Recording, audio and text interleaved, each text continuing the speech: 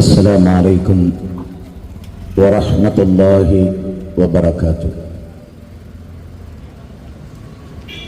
بسم الله الرحمن الرحيم. الحمد لله رب العالمين، والصلاة والسلام على رسوله الأمين وعلى آله وصحبه أجمعين، أما بعد. رب اشرح لي صدري ويسر لي أمري واحلل عقدة من لساني يفقهوا قولي. أعوذ بالله من الشيطان الرجيم. بسم الله الرحمن الرحيم. فأقم وجهك للدين حنيفا فطرة الله التي فطر الناس عليها لا تبديل لخلق الله ذلك الدين القيم ولكن أكثر الناس لا يعلمون. النبي سعيد الخدري رضي الله تعالى عنه سمعت رسول الله صلى الله عليه وسلم يقول: من رأى منكم منكرا فليغيره بيده فإن لم يستطع فبلسانه فإن لم يستطع فبقلبه وذلك أضعف الإيمان. വേദിയിലിരിക്കുന്ന ഏറെ ബഹുമാനമുള്ള ഈ ആദർശ ദാർശനിക കൂട്ടായ്മയുടെ നേതാക്കന്മാരെ, വിഴിഞ്ഞം കേരളത്തിലുടനീളം അറിയപ്പെടുന്ന പ്രസിദ്ധമായ ഒരു സ്ഥലം. വിഴിഞ്ഞത്തിന്റെ ഹൃദയഭാഗത്ത്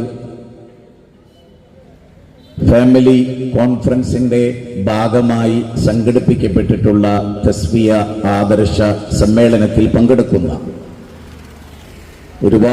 ഒരുപാട് സ്നേഹവും ബഹുമാനവും ഉള്ള സഹോദരി സഹോദരന്മാരെ, ഉച്ചഭാഷിണിയുടെ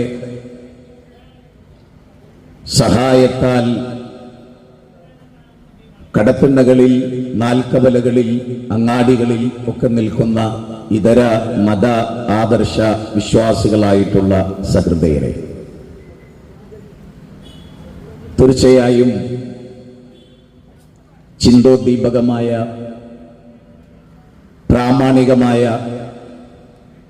ഒരുപാട് കാര്യങ്ങൾ പഠിക്കാൻ സാധിക്കുന്ന ഒരു വിഷയാവതരണമാണ് ഇൻഷാ അല്ലാഹ് റഹ്മാനായ റബ്ബിന്റെ അനുഗ്രഹത്താൽ ഇവിടെ നിർവഹിക്കപ്പെടുക. ഇതിന്റെ സംഘാടകർ വലിയ ലക്ഷ്യത്തോടെയാണ് ഈ പ്രോഗ്രാം സംഘടിപ്പിക്കുന്നത്. ഫെബ്രുവരി 23 തലസ്ഥാന നഗരിയുടെ പ്രസിദ്ധമായ പ്രോഗ്രാമുകൾ എല്ലാം നടക്കുന്ന പുത്തരിക്കണ്ടം മൈതാനം, അവിടെ ഒരു ഫാമിലി കോൺഫറൻസ് നടക്കുകയാണ്. ഹൈന്ദവരും ക്രൈസ്തവരും അതുപോലെ മുസ്ലിങ്ങളും പ്രബലമായി ജീവിക്കുന്ന ഒരു നാടാണ് ഇന്ത്യ. ബഹുസ്വരതയുടെ നാട്, കൾച്ചറൽ പ്ലൂരാലിറ്റിയുടെ നാട്. സ്വാമി വിവേകാനന്ദൻ അമേരിക്കയിലെ ചിക്കാഗോ നഗരത്തിൽ കൊളംബസ് ഓഡിറ്റോറിയത്തിൽ വെച്ച് പറഞ്ഞ ഒരു വാചകം: ഞാൻ വരുന്ന രാജ്യം വിവിധ മതങ്ങൾക്ക് അഭയം നൽകിയ സംഗമസ്ഥാനമാണ്. ലോകമതങ്ങളും ലോകദർശനങ്ങളും ഒന്നിച്ച് മേളിച്ചിട്ടുള്ള ഒരു രാജ്യം. വിശ്വോത്തരങ്ങളായ 3 മതങ്ങളെ കൈനീട്ടി സ്വീകരിച്ച രാജ്യം. അതുകൊണ്ട് തന്നെ ബഹുസ്വരത ഈ നാടിന്റെ പൈതൃകമാണ്. ഫാമിലി ആയിട്ടാണ് എല്ലാവരും ഇവിടെ ജീവിക്കുന്നത്. മകൻ മദ്യപാനിയാണ് എന്നതിൽ ഏതെങ്കിലും ഒരു മതവിഭാഗത്തിന് മാത്രം നൊമ്പരമുള്ള ഒരു വിഷയമേ അല്ല അത്. ലഹരി പദാർത്ഥങ്ങൾക്ക് മക്കൾ വിധേയരാകുന്നു എന്ന ദുഃഖം നിരീശ്വരവാദിക്കുമുണ്ട്, ഈശ്വര വിശ്വാസിക്കുമുണ്ട്, ഹിന്ദുവിനുമുണ്ട്, മുസ്ലിമിനുമുണ്ട്, ക്രിസ്ത്യാനിക്കുമുണ്ട്. ഭാര്യയുമായുള്ള അസ്വാരസ്യം ജാതിയും മതവും നോക്കി ഉണ്ടാകുന്ന ഒന്നല്ല. മനുഷ്യനുള്ളിടത്തെല്ലാം ഇതുണ്ട്. ഭാര്യ ഭർത്താവിനെ വെട്ടിക്കൊല്ലുന്നു, ഭർത്താവ് ഭാര്യയെ ശ്വാസം മുട്ടിപ്പിച്ചു കൊല്ലുന്നു, കാമുകനെ കഷായത്തിൽ വിഷം ചേർത്ത് കൊടുക്കുന്നു, കാമുകിയുടെ മുഖത്തേക്ക് ആസിഡുകൾ ഒഴിക്കുന്നു, തന്റെ ബീജത്തിൽ പറന്ന കുഞ്ഞിനെ അന്ധവിശ്വാസത്തിന്റെ പേരിൽ ആലപ്പുഴയിൽ തറയിലടിച്ചു കൊല്ലുന്നു. ഉന്നത വിദ്യാഭ്യാസ ശ്രേണിയിലുള്ളവർ വരെ അന്ധവിശ്വാസങ്ങൾക്ക് അടിമകളാണ്. വിശ്വാസമുണ്ട്, അന്ധവിശ്വാസമുണ്ട്, ആചാരമുണ്ട്, അനാചാരമുണ്ട്, സ്വഭാവമുണ്ട്, ദുസ്വഭാവമുണ്ട്, ക്ഷമയുണ്ട്, അക്ഷമയുണ്ട്, വിട്ടുവീഴ്ചയുണ്ട്, വിട്ടുവീഴ്ചയില്ലായ്മയും ഉണ്ട്, സ്നേഹവും ആർദ്രതയും അനുകമ്പയും സഹാനുഭൂതിയും എല്ലാം ഒരു ഭാഗത്തുണ്ട്. കൊല്ലുകയും നശിപ്പിക്കുകയും തകർക്കുകയും ഒക്കെ ചെയ്യുന്നത് മറുഭാഗത്തുമുണ്ട്. ഞാൻ എൻ്റെ കൂട്ടുകാരനോട്, പ്രിയ സുഹൃത്തിനോട് ഇന്ന് രാവിലെ ഒരു വാചകം പറഞ്ഞു. ഞങ്ങൾ കൊയിലാണ്ടിയിൽ നിന്ന്, കോഴിക്കോട് ജില്ലയിലെ കൊയിലാണ്ടിയിൽ നിന്ന് ട്രെയിൻ കയറുമ്പോ അവിടെ ലിഫ്റ്റ് ഉപയോഗിച്ച് ആളുകൾക്ക് കോണിപ്പടികൾ കയറുന്നത് എളുപ്പമാക്കാൻ ഭൗതികമായ പുരോഗതി, റെയിൽവേ സ്റ്റേഷനുകളൊക്കെ വലിയ മോടി പിടിപ്പിച്ചിരിക്കുന്നു. ജപ്പാനിലെ റെയിൽവേ സ്റ്റേഷനെ അനുകരിച്ചുകൊണ്ട് കോഴിക്കോട് റെയിൽവേ സ്റ്റേഷൻ വികസിപ്പിക്കുന്നു. വലിയ വലിയ ഉയർന്ന കെട്ടിടങ്ങൾ ഉണ്ടാകുന്നു. സജീവവും അതിഗംഭീരവുമായ ടെക്നോളജികൾ വികസിക്കുന്നു. റോഡുകൾ 6 വരിപ്പാത എക്സ്പ്രസ് ഹൈവേ ആക്കുന്നു. മനുഷ്യൻ ആവശ്യമുള്ള ഇത്തരത്തിലുള്ള ഭൗതികമായ എല്ലാ കാര്യങ്ങളും മനോഹരമായി ഭരണകൂടങ്ങൾ സംഘടിപ്പിച്ചുകൊണ്ടിരിക്കുന്നു. നമ്മുടെ കുട്ടികൾ സ്കൂളുകളിൽ പോകുന്നു. അവൻ ജിയോഗ്രഫി പഠിക്കുന്നു, A+ നേടുന്നു. കെമിസ്ട്രി പഠിക്കുന്നു, A+ നേടുന്നു. മാത്തമാറ്റിക്സ് പഠിക്കുന്നു, A+ നേടുന്നു. മലയാള സബ്ജക്ട് പഠിക്കുന്നു, A+ നേടുന്നു. ഫിസിക്സ് പഠിക്കുന്നു, A+ നേടുന്നു. ഇംഗ്ലീഷ് പഠിക്കുന്നു, A+ നേടുന്നു. സയൻസ് പഠിക്കുന്നു, A+ നേടുന്നു. ഇതെല്ലാം പഠിക്കുന്നു. പക്ഷെ കുട്ടി അനുസരണമുള്ള മകനാകാൻ പഠിക്കുന്നുണ്ടോ? ഒന്നാമത്തെ ചോദ്യം. കഞ്ചാവ് ശരീരത്തിനും സമൂഹത്തിനും ഹാനികരമാണ്, അത് പാടില്ല എന്ന് കുട്ടി സ്കൂളിൽ നിന്ന് പഠിക്കുന്നുണ്ടോ? മദ്യപാനം മഹാവിപത്താണ് എന്ന് കുട്ടി പഠിക്കുന്നുണ്ടോ?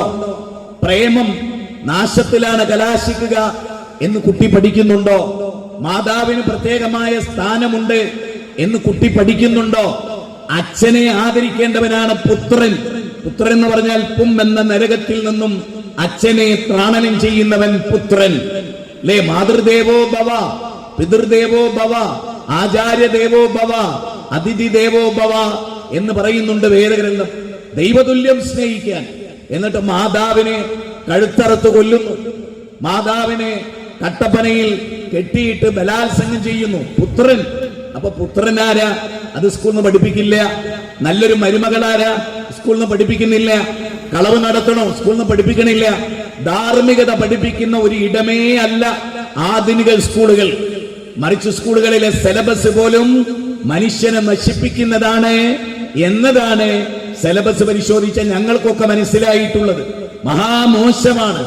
ആധുനിക കേരളത്തിന്റെ സിലബസ് പോലും ശരിക്കു പറഞ്ഞാൽ അത് ജെൻഡർ പൊളിറ്റിക്സിന്റെ ഭാഗമായി രൂപപ്പെടുന്നതാണ് എന്ന കാര്യത്തിൽ ആർക്കും പശ്ചാത്തലം ഉണ്ടാവില്ല പരിശോധിക്കുന്നവർക്ക്. നമ്മുടെ രാജ്യം അധർമ്മത്തിലേക്ക് കൂപ്പുത്തുന്നു. കൊലപാതകങ്ങൾ സാർവത്രികമാണ്, മയക്കുമരുന്നുകൾ സാർവത്രികമാണ്, ആക്സിഡന്റുകൾ സാർവത്രികമാണ്, കൊല്ലലും കൊലയും വഞ്ചനയും ചതിയും സാർവത്രികമാണ്, തീവ്രവാദം സാർവത്രികമാണ്, ഭീകരവാദം സാർവത്രികമാണ്. എല്ലാ തിന്മകളും സാർവത്രികമാണ്. നന്മകൾ താരതമ്യേന കുറഞ്ഞു വരുന്ന കാഴ്ച നമ്മെ ഏറെ വേദനിപ്പിക്കുന്നുണ്ട്. മഹാഭാരതത്തിൽ ശ്രീകൃഷ്ണൻ പറയുന്ന മനോഹരമായ ഒരു വാക്ക്, അല്ലെങ്കിൽ അതിന്റെ കർത്താവ് പറയുന്ന വാക്ക്, യഥാഹി ധർമ്മസ്യ ഗ്ലാനിർഭവതി ഭാരത അപ്യുത്ഥാനമധർമ്മസ്യം തദാത്മാനം സൃജമ്യഹം പരിത്രാണായ സാധൂനാം വിനാശായ ച ദുഷ്കൃതാം ധർമ്മ സംസ്ഥാപനാർത്ഥായ സംഭവാമി യുഗേ യുഗേ. ശ്രീമദ് ഭഗവത്ഗീത 4-ാം അധ്യായം 7-8 ശ്ലോകങ്ങൾ. ധർമ്മത്തിന് ചുതി സംഭവിക്കുമ്പോ, അധർമ്മം കൊടികുത്തി വാഴുമ്പോ യുഗങ്ങൾ തോറും അർജുന ഞാൻ അവതരിക്കുന്നു എന്നാണ്. ധർമ്മത്തിന്റെ പരിപാലനമാണ് യുഗപുരുഷന്മാരുടെ ലക്ഷ്യം. ധർമ്മത്തിന്റെ പരിപാലനമാണ് സന്യാസി ഋഷീശ്വരന്മാരുടെ ലക്ഷ്യം. ധർമ്മത്തിന്റെ പരിപാലനമാണ്. അപ്പൊ ഒരു ചോദ്യം, എന്താണ് ധർമ്മം? ആരാ അത് പഠിപ്പിക്കേണ്ടത്? എനിക്ക് ധർമ്മമായത് എന്റെ ബാലചന്ദ്രന് ധർമ്മമല്ല ആണോ? ഞങ്ങൾ ബഹുഭാര്യത്വം സ്വീകരിക്കുന്നു അല്ലെ? ആലോചിച്ചു, ശ്രീരാമൻ, കൈകേയി, കൗസല്യ, സുമിത്ര 3 ഭാര്യമാരുണ്ട്. ആർക്ക്? ദശരഥ മഹാരാജാവിന്. 16,000-ഓളം ഭാര്യമാരുണ്ടായിരുന്നു ശ്രീകൃഷ്ണന്. 1000-ഓളം ഭാര്യമാരുണ്ടായിരുന്നു സോളമൻ, സുലൈമാൻ നബിക്ക്. അങ്ങനൊക്കെ ഒരു കാലം ഉണ്ടായിരുന്നു. ഇന്ന് എനിക്ക് ധർമ്മമായത് എന്റെ സഹോദരന് അധർമ്മമായിരിക്കാം. പാകിസ്ഥാന്റെ ധർമ്മം ഇന്ത്യയുടെ അധർമ്മമാണ്. അമേരിക്കയുടെ അധർമ്മം ഇന്ത്യക്ക് ധർമ്മമാണ്. ഇന്ത്യയുടെ ധർമ്മം അമേരിക്കക്ക് അധർമ്മമാണ്. കമ്മ്യൂണിസ്റ്റുകാരന്റെ വീക്ഷണമല്ല കോൺഗ്രസുകാരൻ്റെത്. കോൺഗ്രസുകാരന്റെ വീക്ഷണമല്ല ഭാരത ജനതാ പാർട്ടിക്കുള്ളത്, BJPക്കുള്ളത്. ശരിയല്ലേ? ആണ്. അപ്പൊ ധർമ്മം ഒരേപോലെയാകണം. ഒറ്റ ധർമ്മബോധം, എല്ലാ കാര്യത്തിലും ഒരേ ധർമ്മബോധം. അത് ആര് പഠിപ്പിക്കും? അത് പഠിപ്പിക്കേണ്ടത് ദൈവമാണ് എന്നതാണ് ഇസ്ലാമിന്റെ വിശ്വാസം. ദൈവത്തിന് തെറ്റുപറ്റില്ല എന്നാണ് ഇസ്ലാം പറയുന്നത്. സർവജ്ഞനായ, സർവലോക പരിപാലകനായ പ്രപഞ്ചത്തിന്റെ നാഥൻ. ആ നാഥനിൽ നിന്ന് വേണം ധർമ്മമേത്, അധർമ്മമേത്, സത്യമേത്, അസത്യമേത്, നീതിയേത്, അനീതിയേത്, ന്യായമേത്, അന്യായമേത് എന്നൊക്കെ പറയേണ്ടത്. സ്ത്രീ ആരാണ്? ദൈവം പറയണം. സ്ത്രീനെ സൃഷ്ടിച്ച ദൈവമാണ്. പുരുഷൻ ആരാണ്? അവനെ പറ്റി പറയേണ്ടത് സൃഷ്ടിച്ച ദൈവമാണ്. ആണ് അല്ലേ? സാംസങ് കമ്പനിയുടെ മൊബൈൽ അത് കേടുവന്നാൽ അതിനൊരു കേട്ടലോഗ് ഉണ്ടാവും. അതെങ്ങനെയാണ് വർക്ക് ചെയ്യിപ്പിക്കേണ്ടതെന്ന് ഉണ്ടാവും ഇല്ലേ? ഉറപ്പാണ്. ഒരു കമ്പനിയുടെ പ്രൊഡക്റ്റ്, ആ പ്രൊഡക്റ്റ് കേടുവന്നാലും അതിനെ എങ്ങനെയാണ് കൈകാര്യം ചെയ്യേണ്ടത് എന്ന് വേറൊരു കമ്പനി അല്ല പറയുക, ആ വസ്തു ഇറക്കിയ കമ്പനിയാ പറയുക. എല്ലാരും അത് അംഗീകരിക്കും.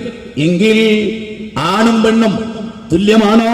അല്ല, വ്യത്യസ്തമാണ്. അവരുടെ പ്രവർത്തനങ്ങൾ വിഭിന്നമാണ്. ഗാന്ധിജി ആർക്കും എതിരുണ്ടാവില്ല. മോഹൻദാസ് കരംചന്ദ് ഗാന്ധി, മഹാത്മാഗാന്ധി ഹരേ റാം ഹരേ റാം എന്നുച്ചരിച്ച് ഗോഡ്സെയുടെ വെടിയുണ്ടകൾ ഏറ്റുവാങ്ങി മണ്ണോട് മണ്ണ് ചേർന്ന വ്യക്തി. ഒരു കുപ്പായത്തിന്റെ തടസ്സം പോലും ഉണ്ടായിരുന്നില്ല. വെടിയുണ്ട നേരെ നെഞ്ചിലേക്ക് തുളച്ചു കയറുകയായിരുന്നു. ആ മഹാത്മാഗാന്ധി, മോഹൻദാസ് കരംചന്ദ് ഗാന്ധി.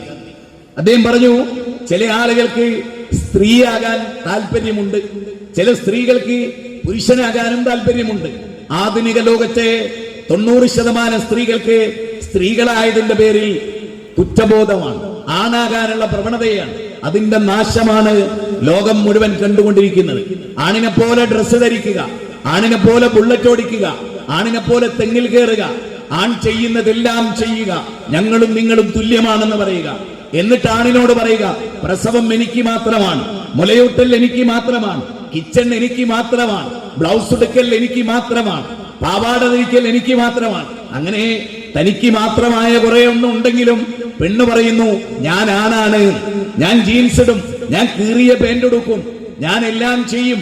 ഞാൻ പുരുഷനെ പോലെയാകും, ഞാൻ കുടിമരത്തിൽ പാഞ്ഞു കയറും എന്നൊക്കെ പറയാം. അപ്പൊ ആണും പെണ്ണും തുല്യമാണോ അല്ല എന്നാണ് തലച്ചോറുള്ള എല്ലാവർക്കും പറയാം. ജെൻഡർ ന്യൂട്രാലിറ്റി സ്കൂളിൽ നടപ്പാക്കുന്നു. ആണിന്റെ തൊട്ടടുത്ത് പെണ്ണിനെ ഇരുത്തുക. ആലോചിച്ചു നോക്കി, ഏറ്റവും വലിയ വിവരക്കേടല്ലേ? ഒരന്യ പെണ്ണിനെ തന്റെ അടുത്ത് ഇരുത്തിയാൽ ആണിന്റെ കയ്യും കാലും അടങ്ങുമോ? അപ്പൊ പഠിക്കാനല്ല പഠിപ്പിക്കുന്നത്, പിടിക്കാനാ പഠിപ്പിക്കുന്നത്.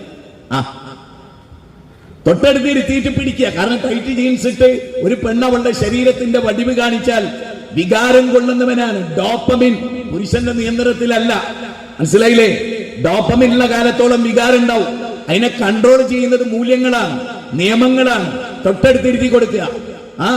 എത്രമാത്രം വിരോധാഭാസമായ ഒരു കാര്യമാണ്. എന്നിട്ട് എല്ലാ തോന്നിയാസത്തിനും ലൈസൻസ് നൽകുക, എല്ലാ തെമ്മാടിത്തവും സ്കൂൾ തന്നെ പഠിപ്പിച്ചു കൊടുക്കുക. അങ്ങനെ കലാലയം മാറിയാൽ അതൊരു വലിയ കുഴപ്പത്തിന് കാരണമാകുമെന്ന് ഫാമിലി കോൺഫറൻസ് നിരീക്ഷിക്കുന്നു. കേരളത്തിലെ ഒരു ജില്ല ഒഴികെ മറ്റെല്ലാ ജില്ലകളിലും ഫാമിലി കോൺഫറൻസ് നടന്നു കഴിഞ്ഞു. അവസാനം ഫാമിലി കോൺഫറൻസ് നടക്കുന്നത് 84-ലധികം പഞ്ചായത്തുള്ള തിരുവനന്തപുരത്താണ്. അതേ പുത്തരിക്കണ്ടം മൈതാനത്താണ്. ജാതി മതഭേദമന്യേ എല്ലാവരെയും ഞങ്ങൾ അങ്ങോട്ട് ക്ഷണിക്കുന്നു. ഞാൻ ഒരു ഉദാഹരണം പറയാം. ലിയോ ടോൾസ്റ്റോയ്, ഗാന്ധിജിയെ പോലെ ഫേമസ് ആയ ഒരു മനുഷ്യൻ, ലോകം കണ്ട സാഹിത്യകാരൻ, യുദ്ധവും സമാധാനവും എന്ന പുസ്തകത്തിന്റെ കർത്താവ്, അന്ന കരീന എന്ന പുസ്തകത്തിന്റെ കർത്താവ്, സ്ത്രീയും പുരുഷനും, അങ്ങനെ വലിയ വിശ്വപ്രസിദ്ധ സാഹിത്യകാരൻ, ഭാര്യയുമായി നല്ല സ്വരച്ചേർച്ചയിൽ ആയിരുന്നില്ല. ഭാര്യയുമായി വളരെ ശണ്ട കൂടിയ ജീവിതം. അവസാനം 82 വയസ്സ് ഭാര്യയുമായി തെറ്റിപ്പിരിഞ്ഞു. അന്നത്തെ ദിവസം അവർ തമ്മിൽ ഭയങ്കര വാക്കേറ്റമുണ്ടായി. ലിയോ ടോൾസ്റ്റോയ് പറഞ്ഞു, ഇത്രയും കാലം ഞാൻ നിന്നെ സഹിച്ചു, ലോകം മുഴുവനെ എന്നെ ആദരിക്കുന്നുണ്ട്, നീ ഒഴിച്ചു. അങ്ങനെയാണ് ഭർത്താവിന്റെ മൂല്യം ഭാര്യമാർ മനസ്സിലാക്കില്ല ഒരിക്കലും. ഭർത്താവ് ചിലപ്പോൾ ജില്ലാ കലക്ടർ ആയിരിക്കും, ഓക്കെ എടാവാടാ പോടാ. അങ്ങനെ ചില പോലീസ് ഉദ്യോഗസ്ഥന്മാർ നാട്ടുകാരൊക്കെ ഞെട്ടിക്കും ഭാര്യന്റെ മുമ്പിൽ ഇങ്ങനെ. കാരണം വലിയ ഷെറ, ദാമ്പത്യ ജീവിതം വലിയ ദുരന്തമായി തീരുന്ന ലോകത്താണ്. അങ്ങനെ ലിയോ ടോൾസ്റ്റോയ് ഭാര്യയോട് പറഞ്ഞു, എനിക്ക് നിന്റെ കൂടെ ജീവിക്കുക എന്നത് സാധ്യമേ അല്ല. അങ്ങനെ അദ്ദേഹം വീട്ടിൽ നിന്ന് ഇറങ്ങി നടന്നു. 80 കിലോമീറ്ററിലധികം നടന്നു അദ്ദേഹം. നടന്നിട്ട് ഒരു റെയിൽവേ സ്റ്റേഷനിൽ ക്ഷീണിച്ച് അല്പം വിശ്രമിക്കാൻ വേണ്ടിയിരുന്നു. അവിടെ നിന്ന് അറ്റാക്ക് വന്ന് ലിയോ ടോൾസ്റ്റോയ് മരിച്ചു വീണു. മഞ്ഞു മൂടിക്കിടന്നു. പിറ്റേന്ന് രാവിലെ റെയിൽവേ സ്റ്റേഷൻ തൂത്തുവാരുന്ന തൂപ്പുകാരൻ അയാൾ കണ്ടു, ആരോ ഒരാൾ മഞ്ഞിൽ മൂടിക്കിടക്കുന്നു. മഞ്ഞ് മാന്തി നോക്കുമ്പോ വിശ്വപ്രസിദ്ധ സാഹിത്യകാരൻ ലിയോ ടോൾസ്റ്റോയ് ആണ്. അപ്പൊ ദാമ്പത്യ ജീവിതം ലിയോ ടോൾസ്റ്റോയ് വിജയിച്ചില്ല, ഗാന്ധിജിക്ക് പോലും വിജയിച്ചില്ല, ചരിത്രം പറയുന്നുണ്ട്. കാർൽ മാർക്സിന് വിജയിച്ചില്ല. അബ്രഹാം ലിങ്കൺ അമേരിക്കന്റെ പ്രസിഡന്റ് ആയിരുന്നു. അദ്ദേഹത്തിന്റെ വസതിയിലെ ഒരു മീറ്റിംഗിൽ അടുപ്പത്ത് തിളച്ചുകൊണ്ടിരിക്കുന്ന ചെമ്പിൽ നിന്ന് വെള്ളമെടുത്ത് അബ്രഹാം ലിങ്കന്റെ തലയിൽ ഒഴിച്ച ഭാര്യയാണ് അയാൾക്ക് ഉണ്ടായിരുന്നത്. നമ്മൾ അറിയപ്പെട്ട ഏറ്റവും വലിയ സിനിമാ നടന്മാർ, അതിൽ എത്ര പേർക്ക് ഭാര്യമാരുമായി നല്ല ബന്ധമുണ്ട്, എത്ര പേര് ഡൈവേഴ്സായി, പ്രസിദ്ധരായ ആളുകൾ, ഞാൻ പേര് പറയുന്നില്ല, ഒത്തിരി ആളുകൾ നിങ്ങളുടെ മനസ്സിലേക്ക് കടന്നു വന്നു. സിനിമയുടെ അഗ്രപാളികളിൽ ഏറ്റവും നല്ല ഭാര്യയായി അഭിനയിച്ച അല്ലേ, അവർ തെറ്റിപ്പിരിഞ്ഞില്ലേ? ദിലീപും മഞ്ജു വാര്യർ മാത്രം ഓർത്താ മതി. പ്രേമിച്ചവരായിരുന്നു, ഭയങ്കര സ്നേഹത്തിലായിരുന്നു, ക്രൗഞ്ചമിഥുനങ്ങളായിരുന്നു, തെറ്റിപ്പിരിഞ്ഞില്ലേ? വേറൊരു പ്രേമം മൂത്തിട്ട് കെട്ടിയില്ലേ? എല്ലാവർക്കും അറിയാം. ഒരുപാട് ആളുകളുടെ, ഞാൻ പേര് പറയുന്നില്ല, ഒരുപാട് ആളുകളുടെ ദാമ്പത്യം വളരെ മോശമായിരുന്നു. മോറൽ സൈഡ് വളരെ മോശമായിരുന്നു. സിനിമയിൽ ഏറ്റവും ചീപ്പായി അഭിനയിക്കുന്നവർ ഏറ്റവും നല്ലവരായിരുന്നു. സിനിമയിൽ ഏറ്റവും നല്ല ഹീറോ ജീവിതത്തിൽ ഏറ്റവും വലിയ തെമ്മാടിയാണ്. സംശയം ആരെങ്കിലും ഉണ്ടോ ഈ സദസ്സില്? ഇല്ല, അങ്ങനെയൊക്കെയാണ്.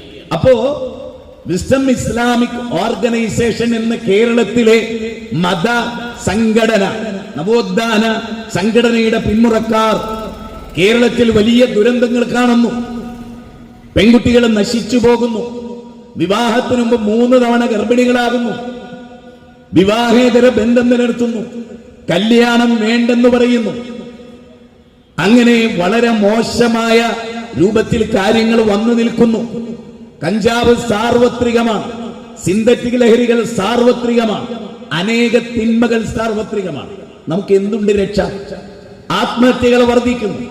വൃദ്ധസദനങ്ങളിൽ അച്ഛനമ്മമാരെ കൊണ്ടുപോയി ഡംപ് ചെയ്യുന്നു. വലിയ വിലാപമായി അതിവിടെ ഉണ്ടാകുന്നു. എന്തുണ്ട് പരിഹാരം? ഒരുപാട് സൃഷ്ടികൾ ആരാധിക്കപ്പെടുന്നു.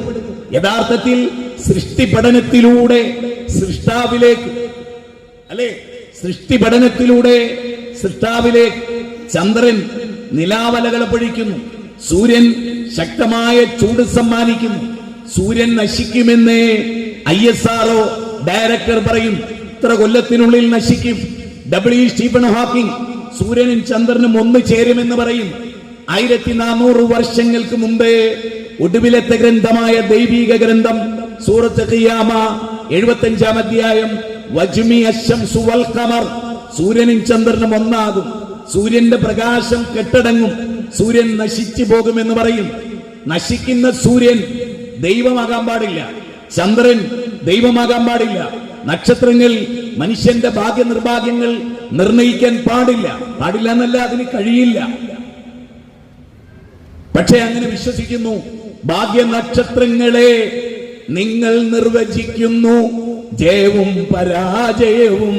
ഭാഗ്യ നക്ഷത്രങ്ങളെ നിങ്ങൾ നിർവചിക്കുന്നു ജയവും പരാജയവും. നക്ഷത്രങ്ങളാണ് മനുഷ്യന്റെ ഭാഗ്യ നിർഭാഗ്യങ്ങൾ നിർണയിക്കുന്നത് എന്ന് സയൻസ് പഠിച്ചിട്ടും അന്ധവിശ്വാസം നിലനിൽക്കുന്നു. ശരിക്കും ഞാൻ നിങ്ങളെ ഒരു നല്ല പോയിന്റിലേക്ക് ഫസ്റ്റ് തന്നെ കൊണ്ടുവരാം. ഈ ഭൂമി ശ്രീരാമൻ ജനിച്ചതിന് ശേഷമാണോ ഉണ്ടായത്? ശ്രീകൃഷ്ണൻ വന്നതിന് ശേഷമാണോ ഉണ്ടായത്? അല്ല എന്നെല്ലാ ഹൈന്ദവനും അറിയാം. കാരണം ദശരഥ മഹാരാജാവ് പുത്രകാമേഷ്ടി യാഗം നടത്തി. യാഗത്തിന്റെ അന്തിമഘട്ടത്തിൽ ശൃംഗമുനി പായസാന്നം നൽകി. കൈകേയി, കൗസല്യ, സുമിത്ര മൂവരും പായസാന്നം ഭുജിച്ചു. കൗസല്യയുടെ പുത്രനായി ശ്രീരാമൻ ജനിച്ചു. എങ്ങോട്ട്? ഭൂമിയിലേക്ക്. ആകാശത്തിന്റെ ചുവട്ടിൽ നക്ഷത്രങ്ങൾ നിലാവല പൊഴിക്കുന്ന ഭൂമിയിൽ, അല്ലെ, കളകളാരം പുഴക്കി നദികൾ ഒഴുകുന്ന ഭൂമിയിൽ, പന്നീർ പുഷ്പം പൂത്തുല്ലസിക്കുന്ന ഈ ഭൂമിയിൽ ദശരഥ മഹാരാജാവിന്റെ പുത്രനായി ശ്രീരാമൻ ജനിച്ചു എന്ന് പറഞ്ഞാൽ അതിന്റെ അർത്ഥം എന്താ? ദശരഥ മഹാരാജാവ് മുമ്പേ ഉണ്ട്. ആണോ? അപ്പൊ മുമ്പേ ഉണ്ടെങ്കിൽ ശ്വസിച്ചിരുന്നോ? അതെ. ആ ശ്വസനത്തിനുള്ള വായു ആര് സൃഷ്ടിച്ചു? അന്ന് ശ്രീരാമനില്ല. അല്ലേ? ദേവകിയുടെ 8ാമത്തെ പുത്രനായി ശ്രീകൃഷ്ണൻ ജനിച്ചു. 8ാമത്തെ പുത്രനായി.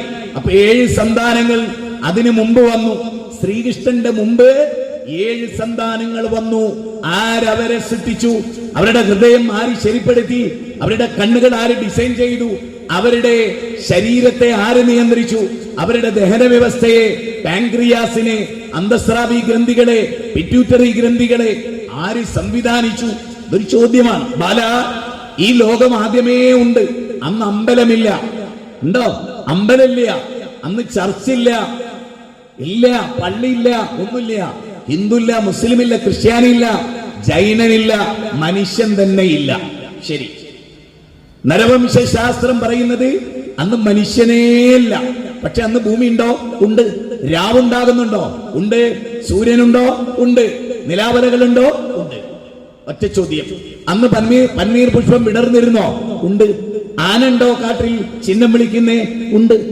ഗർജിക്കുന്ന സിംഹണ്ടോ? ഉണ്ട്. ഹീൽ മത്സ്യങ്ങൾ വെള്ളത്തിൽ നീന്തി തുടിക്കുന്നുണ്ടോ? അതെ. അതെ. സർഗാസു തടാകത്തിൽ മുട്ടയിടുന്ന ഹീൽ മത്സ്യങ്ങളുണ്ടോ? ഉണ്ട്. ബീവറുണ്ടോ? ഉണ്ട്. എല്ലാം ഉണ്ട്. മാൻപേടകളുണ്ടോ? ഉണ്ട്. മയിലുണ്ടോ? ഉണ്ട്. കുയിലുണ്ടോ? ഉണ്ട്.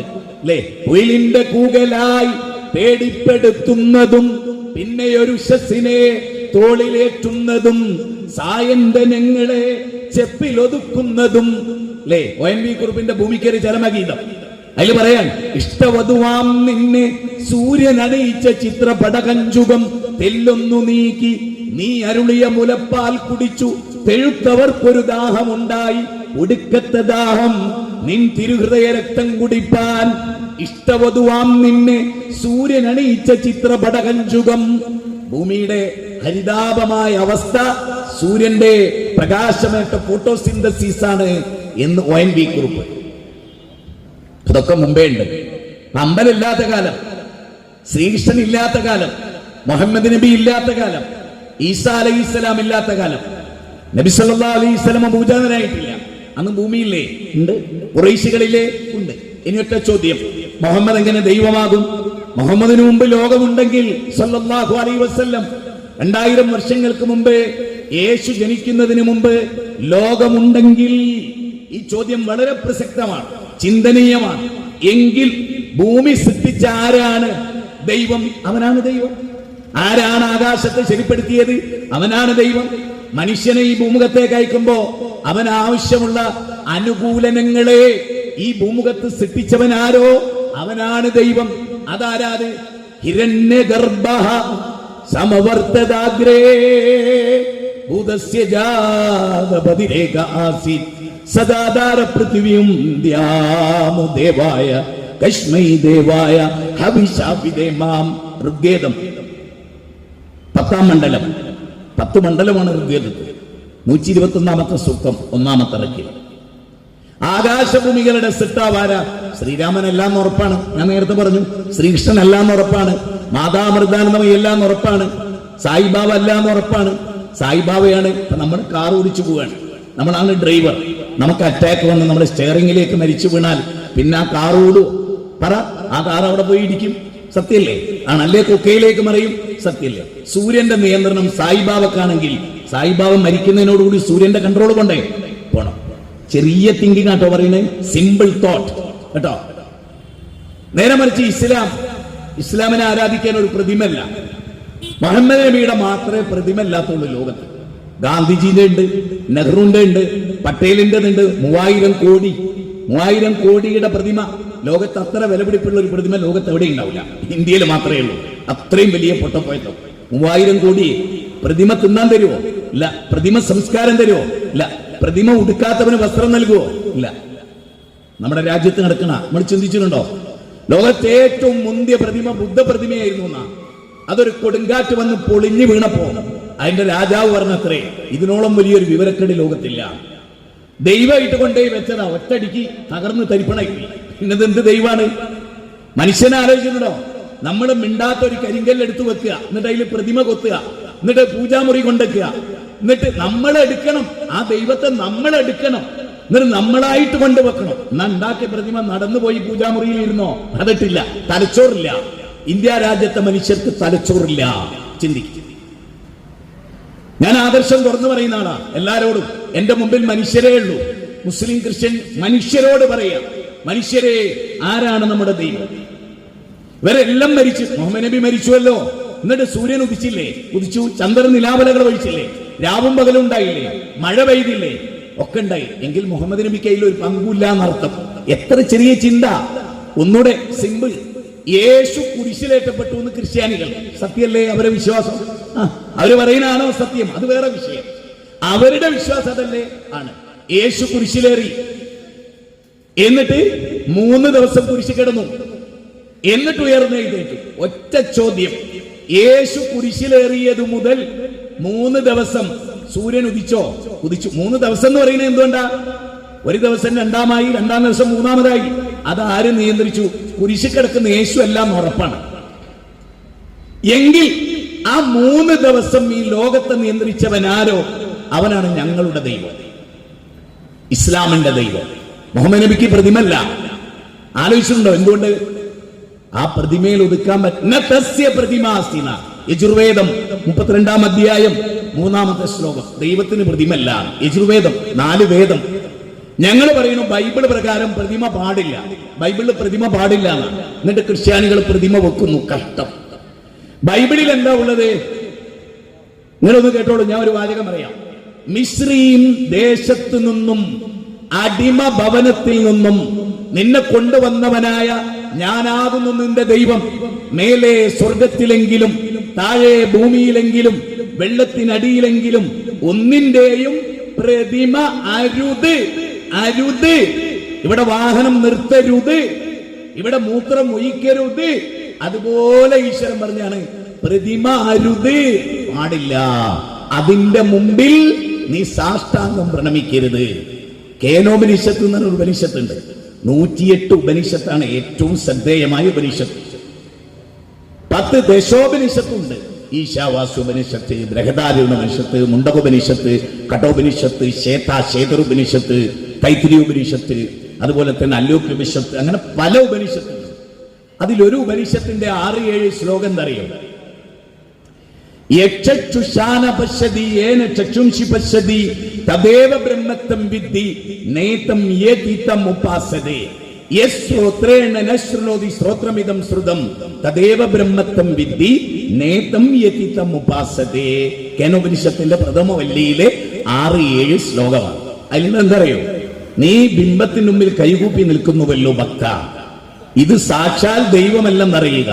നിന്റെ കണ്ണിന് കാഴ്ച നൽകിയവനാരോ അവനാണ് സാക്ഷാൽ ദൈവം, അവനെ കണ്ണ് പ്രാപിക്കുകയില്ല എന്ന് ഖുർആൻ പറയുന്നു.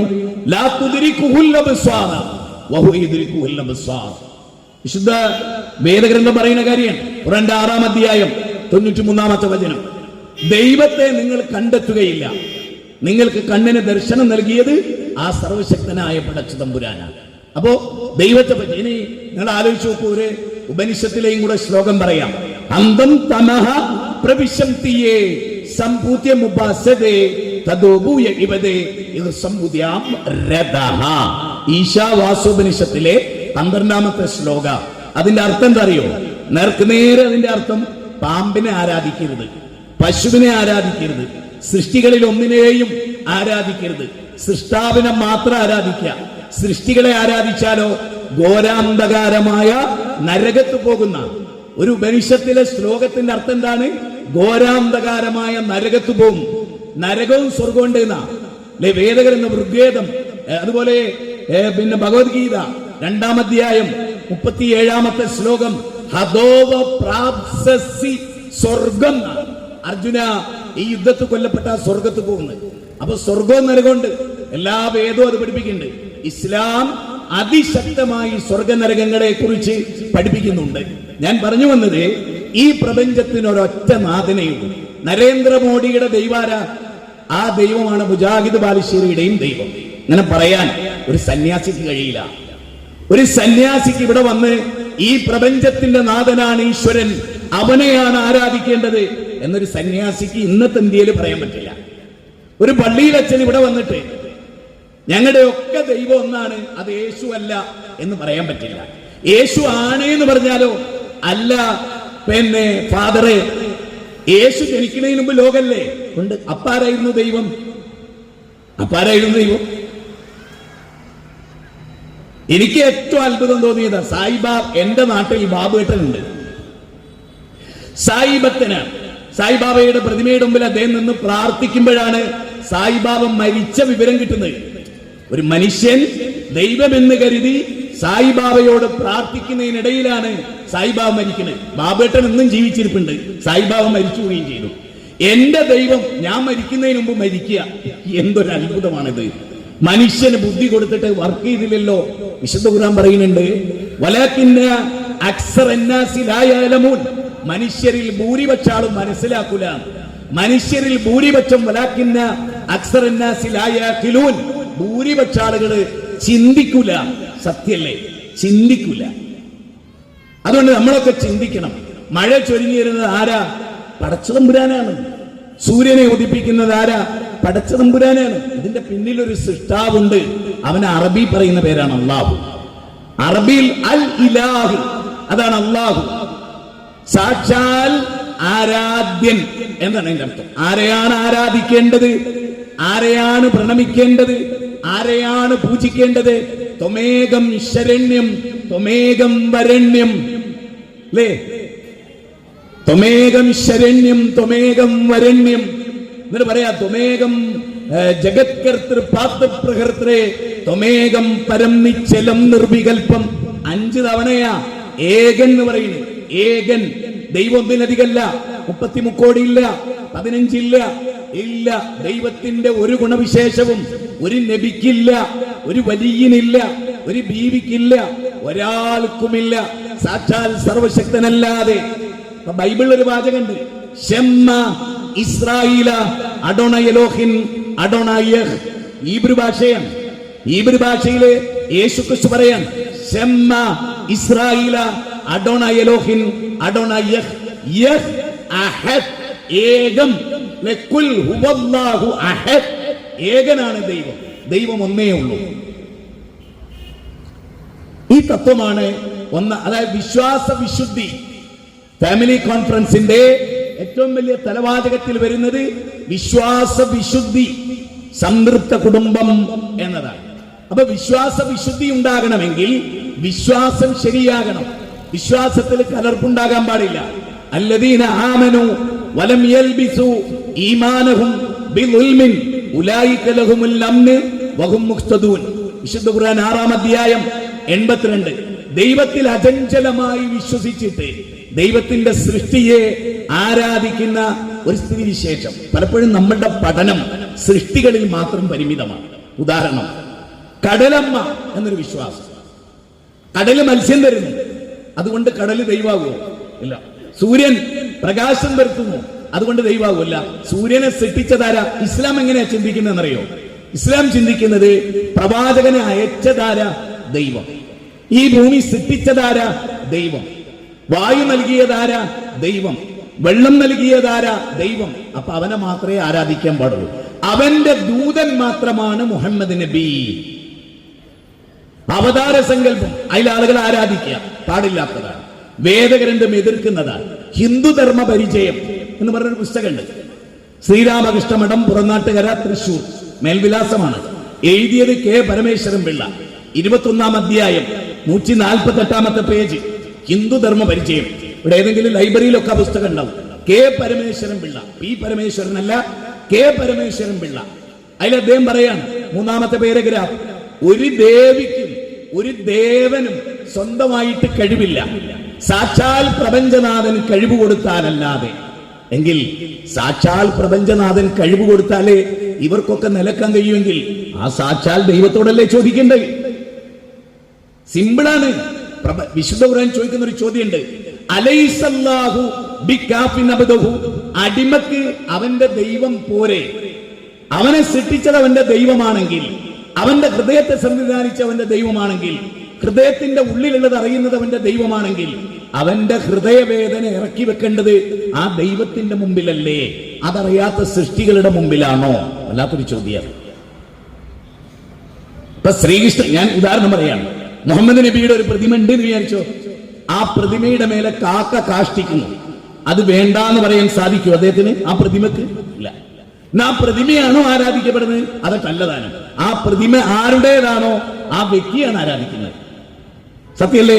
ആണ്. എങ്കിൽ നമുക്ക് ചിന്തിക്കാം, വേദഗ്രന്ഥങ്ങളെല്ലാം യേശുക്രിസ്തുവിനോട് ചോദിക്കുന്നുണ്ട്, പ്രഥമവും പ്രധാനവുമായ കൽപ്പന ഏതാണ്? മാർക്കോസിന്റെ 12-ാം അധ്യായം 29-ാമത്തെ വചനം. ബൈബിളാണ്. ആർക്കും എടുത്തു നോക്കാം, തെറ്റില്ല, ഉറപ്പാണ്. ഞാൻ പറയുന്ന ഒരെണ്ണത്തെ പോലും ഗണ്ഡിക്കാനോ മറിച്ചു പറയാനോ ഒരു ബുദ്ധിജീവിക്കും കഴിയുകയില്ല. എന്തുകൊണ്ട്? ഈ പുസ്തകമെല്ലാം എന്റെ വീട്ടിലുണ്ട്. ഞാനതിങ്ങനെ തുറന്ന് വായിച്ച് പഠിച്ചതാണ്. ആരും പഠിപ്പിച്ചെന്നല്ല, സ്വയം പഠിച്ചതാണ്. സന്യാസിമാരുടെ കൂടെ പോയി പഠിച്ചതാണ്. അതുകൊണ്ട് തന്നെ അത് തെറ്റാണെന്ന് പറയാൻ ഞാൻ 300 സന്യാസിമാരുടെ കൂടെ വേദി പങ്കിട്ടിട്ടുണ്ട്. 82 അമ്പലത്തിൽ പ്രസംഗിച്ചിട്ടുണ്ട്. എന്നെ ഇന്ന് വരെ ഒരാൾക്കും ഖണ്ഡിക്കാൻ കഴിഞ്ഞിട്ടില്ല, ഒരു സന്യാസിക്ക്. ഞാൻ പറയുന്നത് സത്യമല്ല എന്ന് പറയാനും കഴിഞ്ഞിട്ടില്ല. സത്യത്തിൽ സത്യം ഇതാണ്. നമുക്കെല്ലാവർക്കും ഒറ്റ ദൈവമേ ഉള്ളൂ. നിങ്ങൾ ഇങ്ങനെ ആലോചിച്ച് നോക്കൂ, മാധവി ചേച്ചിയുടെയും സുമതി ചേച്ചിയുടെയും കല്യാണമ്മയുടെയും ആമിനത്താത്താന്റെയും ദൈവം ഒന്ന്. എന്തൊരു സന്തോഷാത്! ഒരേ ഭൂമി, ഒരേ തറവാട്, വസുദൈവ കുടുംബകം എന്നാണ്. വസുദൈവ കുടുംബകം. ലോകമാണ് തറവാട്, ലോകം തറവാടാണ്. ഇന്ന ഹാദിഹി ഉമ്മത്തുക്കും ഉമ്മത്തൻ വാഹിദ വഅന റബ്ബുക്കും ഫഅബ്ദൂൻ. നിങ്ങളുടെ സമുദായം ഒരു ഏക സമുദായമാണ്. ഒരച്ഛനമ്മമാർക്ക് പിറന്ന മക്കൾ. ഓർത്താൽ ഒരൊറ്റ തറവാട്ടുകാർ നാം. നാഥന്റെ മുറ്റത്ത് വിരിഞ്ഞു നിൽക്കും തന്മുന്തിരിക്കൊത്ത മനുഷ്യവർഗം. ഒരച്ഛന്റെ അമ്മയുടെ മക്കൾ, ഒരച്ഛന്റെ ഒരു അമ്മയുടെ മക്കൾ. എന്തൊരു സന്തോഷാത്! ഒരു തറവാട്, വസുദൈവ കുടുംബകം. ബാന്ധവാ മാനവാ സർവേ സ്വദേശ ഭുവനത്രയം. ബാന്ധവാ മാനവാ സർവേ സ്വദേശ ഭുവനത്രയം. ലോകമാണ് തറവാട്. നിങ്ങളൊക്കെ ഒരു കുടുംബത്തിലെ അംഗങ്ങളാണ്, ഒരു ദൈവത്തിന്റെ അടിമകളാണ്. അതുകൊണ്ട് അവനെ മാത്രം ആരാധിക്കുക എന്ന തത്വമാണ് ഇസ്ലാം ലോകത്തിന്റെ മുമ്പിൽ വെക്കുന്നത്. ഇസ്ലാമിലെ ഞങ്ങൾ പള്ളിയിൽ പോയി, മഗ്‌രിബിന് ബാങ്ക് കൊടുത്തു, ഞങ്ങൾ പള്ളിയിൽ പോയി. ആ പള്ളിയിൽ ഞങ്ങൾ കൈകെട്ടിക്കൊണ്ട് ദൈവത്തിന് മുമ്പിൽ പറയുന്നത് എന്താണ്? വജ്ജഹ്തു വജ്ഹിയ ലില്ലദീ ഫത്തറസ്സമാവാതി വൽ-അർദ്. ആകാശ ഭൂമികളെ സൃഷ്ടിച്ച പ്രപഞ്ചനാഥ, നിന്റെ മുമ്പിൽ ഞാൻ എന്റെ മുഖത്തെ തിരിച്ചിരിക്കുന്നു എന്നാണ്. എന്താ പറയുന്നത്? ഒരു പഞ്ചായത്തിന്റെ ദൈവമല്ല, ഒരു ഗ്രാമത്തിന്റെ ദൈവമല്ല, മറിച്ച് ലോകത്തിന്റെ ദൈവം. ഇപ്പൊ ഉള്ളാളം എന്ന് പറയുന്ന സ്ഥലമുണ്ട് മംഗലാപുരത്ത്. ഉള്ളാളം തങ്ങൾ എന്ന് പറഞ്ഞൊരു തങ്ങളുണ്ട്. ലണ്ടനിൽ പോയിട്ട് ഉള്ളാളം തങ്ങൾ അറിയോ എന്ന് ചോദിച്ചാൽ ലണ്ടനുകാരൻ എന്ത് ഉള്ളാളം തങ്ങൾ? ഗുരുവായൂരപ്പനെ അറിയോ എന്ന് ലണ്ടനിൽ ചോദിച്ചാൽ നേരെ മറിച്ച് അവരോട് ചോദിക്കുക ആകാശഭൂമികളുടെ ദൈവത്തെ അറിയോ എന്ന് അറിയും. എല്ലാരും അറിയും. ആൽബർട്ട് ഐൻസ്റ്റീൻ ഒരു ദൈവത്തെ പരിചയപ്പെടുത്തി. ആ ദൈവത്തെയാണ് നമ്മൾ പറയുന്നത്. ലോകത്തെല്ലാവർക്കും ഒരൊറ്റ ദൈവം. ആ ദൈവത്തെ ആരാധിക്കുന്നിടത്താണ് സമാധാനവും ശാന്തിയും കുടികൊള്ളുന്നത്. എല്ലാവിധ സംഘടനകളുടെയും ഒരു പരിധി വരെയുള്ള പരിഹാരം ഏക ദൈവത്തിലേക്ക് മടങ്ങലാണ്. നമ്മളൊക്കെ ഒരേ സിട്ടാവിന്റെ അടിമകളാണ് എന്ന തത്വത്തിലേക്ക് മടങ്ങലാണ്. അതാണ് വിശ്വാസ വിശുദ്ധിയുടെ ഭാഗമായി ഒന്നാമതായി ഞങ്ങൾ ലോകത്തിന്റെ മുമ്പിൽ വെക്കുന്നത്. ഒന്നാമതായി ലോകത്തിന്റെ മുമ്പിൽ വെക്കുന്നത് ഈ ഒരു പ്രകാശത്തെയാണ്. അതിൽ ഒന്നുകൂടെ വ്യക്തമായി പറഞ്ഞാൽ, പ്രവാചകന്മാരെല്ലാം ലോകത്തെ പ്രഖ്യാപിച്ചതും അവർ വന്ന് ജനങ്ങളെ ക്ഷണിച്ചതും ഒരു ദൈവമുണ്ട് എന്ന് പറയാനല്ല. ഒരു ദൈവമുണ്ട് എന്ന് എല്ലാവർക്കും അറിയാം. ആ ദൈവത്തെ മാത്രമേ ആരാധിക്കാവൂ എന്ന് പറയാനാണ് പ്രവാചകന്മാരെല്ലാം വന്നത്. നിങ്ങൾ പരിശോധിച്ചോ, നൂഹ് നബി അലൈഹിസ്സലാത്തു വസ്സലാം അദ്ദേഹമാണ് മാനുഷികത്തിന്റെ ഒന്നാമത്തെ പ്രവാചകൻ, ദഅവത്ത് നടത്തിയ പ്രവാചകൻ അല്ലേ? ആദം നബിയാണ് ഒന്നാമത്തെ നബി, റസൂൽ. അത് നൂഹ് അലൈഹിസ്സലാത്തു വസ്സലാം. ഇന്നാ അർസൽനാ നൂഹൻ ഇലാ ഖൗമിഹി അൻ അൻദിർ ഖൗമക മിൻ ഖബ്ലി അയ്യതിയഹും അദാബുൻ അലീം. എന്താ ഖുർആൻ പറയുന്നത്? 71-ാം അധ്യായം 1-ാമത്തെ വചനം. നോഹ പ്രവാചകനെ നാം അയച്ചു, പേടകത്തിന്റെ പ്രവാചകൻ. ബൈബിൾ പറയുന്നത് അങ്ങനെയാണ്. ആ പ്രവാചകനെ നാം അയച്ചു ജനങ്ങൾക്ക് താക്കീത് നൽകാൻ, അവർക്ക് ദൈവത്തിന്റെ ശിക്ഷ വരുന്നതിന് മുമ്പ്. എന്തിലേക്ക് ക്ഷണിച്ചത്? അനി അബ്ദുല്ലാഹ്, നിങ്ങൾ പ്രപഞ്ചത്തിന്റെ നാഥനെ ആരാധിക്കുക, ഈ ലോകത്തെ സൃഷ്ടിച്ച സ്രഷ്ടാവിനെ ആരാധിക്കുക, അവന് തഖ്വയുള്ളവരാവുക എന്ന് പറഞ്ഞാൽ അവന്റെ നിയമങ്ങൾ സൂക്ഷിച്ച് ജീവിക്കുക, പ്രവാചകന്മാരെ അനുസരിക്കുക. ഈ 3 കാര്യങ്ങളാണ് തുടക്കത്തിൽ പറയുന്നത്. ദൈവത്തോട് ചെയ്ത പാപം ഏറ്റുപറയുക, അതാണ് പിന്നെ പറയുന്നത്. നിങ്ങൾ ഒരുപാട് പാപം ചെയ്തു, അത് ദൈവത്തോട് ഏറ്റുപറയുക, സൃഷ്ടികളോടല്ല, പ്രവാചകനോടല്ല. മുസ്ലിങ്ങളിൽ ചില ആളുകൾ പ്രവാചകനോട് ഇസ്തിഗ്ഫാർ നടത്തുന്നുണ്ട്. ഇർതഖബതു അലൽ ഖത്താ ഗൈറ ഹസിരിൻ വാഹദ ലക അഷ്കു ഫീഹി യാ സയ്യിദി ഖൈറൻ നബി എന്നതിലൂടെ പ്രവാചക, പാപമെന്ന വാഹനമിൽ അറ്റമില്ല ഞാൻ കേറി, അങ്ങയോട് അന്യായം ഞാൻ എന്ന് പാടുക. അപ്പൊ അത് പാടില്ല. കാരണം നോഹ പ്രവാചകൻ പറയുന്ന എന്താ? നിങ്ങൾ നിങ്ങളുടെ റബ്ബിനോട്, പരിപാലകനോട്, സൃഷ്ടാവിനോട് പൊറുക്കലിനെ തേടുക എന്നാണ് നൂഹ് അലൈഹിസ്സലാം പറയുന്നത്. 71-ാം അധ്യായം സൂറത്തു നൂഹ് 10-ാമത്തെ വചനമാണ്. തെളിവാ ഞാൻ പറയുന്നത്. ആർക്കും ഖുർആൻ അറിയുന്നവർക്ക് നോക്കാം, ബൈബിൾ അറിയുന്നവർക്ക് നോക്കാം, ഭഗവത്ഗീത അറിയുന്നവർക്ക് നോക്കാം, ഋഗ്വേദം അറിയുന്നവർക്ക് നോക്കാം, സാമവേദം അറിയുന്നവർക്ക് നോക്കാം, അഥർവവേദം അറിയുന്നവർക്ക് നോക്കാം. അത്ര കൃത്യമാണ്, തെളിവാണ്. കുൽ ഹാതു ബുർഹാനകും, എവിടെ തെളിവ് എന്ന് പറഞ്ഞാൽ തെളിവാണ്. ഫഖുൽ തസ്തഗ്ഫിറു റബ്ബകും ഇന്നഹു കാന ഗഫാറ, നിങ്ങൾ ദൈവത്തോട് പൊറുക്കലിനെ തേടും, എങ്കിലോ യുർസിലിസ് സമാഅ അലൈക്കും മിദ്റാറ, ആ ദൈവം നിങ്ങൾക്ക് മഴ തരും. വിശ്വാസം, ആ ദൈവം നിങ്ങൾക്ക് മഴ തരും, നിങ്ങൾക്ക് സന്താനങ്ങളെ നൽകും, നിങ്ങൾക്ക് അരുവികൾ ഒഴുക്കി തരും, നിങ്ങൾക്ക് സമ്പാദ്യ സൗഭാഗ്യമുണ്ടാകും. ഇതെല്ലാം ദൈവത്തോട് നിങ്ങൾ പൊറുക്കലിനെ തേടിയാൽ കിട്ടുന്നതാണ്. അപ്പൊ പാപികൾക്ക് ഇതൊക്കെ കിട്ടും. പാപികൾ ദൈവത്തോട് പാപം ഏറ്റുപറയണം. മനുഷ്യരോടാണ് ചെയ്തതെങ്കിൽ അത് മനുഷ്യരോട് ഏറ്റുപറയണം. എത്ര കൃത്യമാണ്. എന്നിട്ട് നോഹ പ്രവാചകൻ ചോദിക്കുന്ന ഒരു ചോദ്യമുണ്ട്. മാലക്കും ലാ തർജൂന ലില്ലാഹി വഖാറ. മാലക്കും, നിങ്ങൾക്ക് എന്ത് പറ്റി? ലാ തർജൂന ലില്ലാഹി വഖാറ, നിങ്ങൾ എന്താണ് അള്ളാഹുവിന് ഒരു ഗാംഭീര്യം കൽപ്പിക്കാത്തത്? എന്താണ് ദൈവത്തിന്റെ അടിമകളുടെ പിന്നാലെ പോകുന്നത്, സൃഷ്ടികളുടെ പിന്നാലെ പോകുന്നത്? സൃഷ്ടികളെ പഠിച്ചിട്ട് ദൈവത്തിലേക്ക് എത്താനല്ലേ നിങ്ങളോട് പറഞ്ഞത്? എന്തേ നിങ്ങൾ വദ്, സുവാ, യഊസ്, യഹൂഖ്, നസ്ർ, ഇത് 5 ഔലിയാക്കളാ. മുസ്ലിം സമുദായത്തിലാണ് ആദ്യമായിട്ട് ബഹുദൈവത്തെ ഉണ്ടായത്, അല്ലാതെ ഹൈന്ദവരിലോ ക്രൈസ്തവരിലോ ഒന്നല്ല. മുസ്ലിം സമുദായത്തിൽ. കാരണം ആദ്യം ഉള്ളത് മുസ്ലിം സമുദായമാണ്. നോഹ പ്രവാചകന്റെ കാലത്ത് ആദം നബിയിൽ നിന്ന് സന്ദേശം കിട്ടിയ മുസ്ലിങ്ങളായിരുന്നു ഉണ്ടായിരുന്നത്. പക്ഷെ അവർക്ക് എന്ത് സംഭവിച്ചു? ഇന്നത്തെ കേരളത്തിലെ മുസ്ലിങ്ങൾക്ക് സംഭവിച്ചത് അവർക്ക് സംഭവിച്ചു. ഔലിയാക്കളെ പടച്ചോനാക്കി, ഔലിയാക്കളെ വിളിച്ച് ദുആ ചെയ്തു. അവർക്ക് നമ്മളെ സഹായിക്കാനുള്ള കഴിവുണ്ടെന്ന് വിശ്വസിച്ചു. അവരുടെ കറാമത്ത് കൊണ്ട് തേടാന്ന് വിശ്വസിച്ചു. അത് വിചാരിച്ച സമൂഹത്തെ നൂഹ് നബി പറഞ്ഞു, നിങ്ങളുടെ വിശ്വാസം ശരിയല്ല. നൂഹ് നബി പറയാ ഇത് ശരിയാന്ന് പറഞ്ഞാൽ ഞങ്ങളൊക്കെ അതാകെയിരുന്നു. പക്ഷെ നൂഹ് നബി പറയാണ് ഇത് പിഴവാണ്, ദലാലത്താണ് എന്നാ പറയുന്നത്. ഇത് മഹാമോശമാണ്, ഇത് വിശ്വാസം ശരിയല്ല, ഇത് കുഫ്റാണ്, ഇത് ചെയ്യുക വഴി നിങ്ങൾ കാഫിറാണ്. കെ വി കൂറ്റനാടിന്റെ പരിഭാഷയില് ഈ 71-ാം അധ്യായത്തിന്റെ ഈ ആയത്തിന്റെ 24-ന്റെ വിശദീകരണത്തിൽ വഹിയ അസ്മാഉർ റിജാലുൻ സ്വാലിഹീന മിൻ ഖൗമി നൂഹിൻ, നൂഹ് നബിയുടെ കാലഘട്ടത്തിലെ 5 വലിയകളായിരുന്നു അവർ, സ്വാലിഹീങ്ങളായിരുന്നു. അവൻ നല്ല സദ്വൃത്തരായ 5 ഔലിയാക്കളെ ആരാധിച്ചത് കൊണ്ടാണ് നൂഹ് നബി അള്ളാഹുലേക്ക് ക്ഷണിച്ചത്. അല്ലാതെ ഔലിയാക്കൾക്ക് നിങ്ങൾ വക്കാറത്ത് കാണുന്നില്ലേ, എന്താ അല്ലാ എന്നവർ ചോദിച്ചില്ല. ആധുനിക ലോകത്ത് എന്താ അല്ലാ എന്നാ ചോദിക്കുന്നത്. ആര്? ഹിന്ദു അല്ല, മുസ്ലിം അല്ല, ക്രിസ്ത്യാനി അല്ല, മുസ്ലിങ്ങളിൽപ്പെട്ട ആളുകൾ. എന്താ അല്ലാ? അള്ളാഹുവിനോട് ഒരാൾ പ്രാർത്ഥിച്ചാൽ അത് ഇബിലീസിന്റെ വാദാണെന്ന് പുസ്തകം എഴുതിയ നാടാ കേരളം. ഫാറൂഖ് നഈമി നമുക്കൊക്കെ പരിചയമുള്ള ആളായിരിക്കും. വഴിപിരിഞ്ഞവർക്ക് എന്ത് പറ്റി എന്ന പുസ്തകം 37, 38, 39 പേജ്. അതിൽ അദ്ദേഹം പറയുന്നത് പ്രാർത്ഥന അള്ളാഹിനോട് മാത്രം ഒരാൾ ചെയ്താൽ അവൻ ഇബ്ലീസിന്റെ ആളാണ്. എങ്ങനെയുണ്ട്? നൂഹ് നബി ചോദിക്കണം, അള്ളാഹ് എന്താ നിങ്ങൾ വക്കാറത്ത് കാണാത്തത്? ഇപ്പൊ നൂഹ് നബി ശരിക്കും ആരാ? നൂഹ് നബി ശരിക്കും ആരാ? നൂഹ് നബി അള്ളാഹുലേക്ക് ക്ഷണിച്ച ആളാണ്. അള്ളാഹുവിലേക്ക് ക്ഷണിക്കാനാണ് പ്രബോധകർ തയ്യാറാകേണ്ടത്.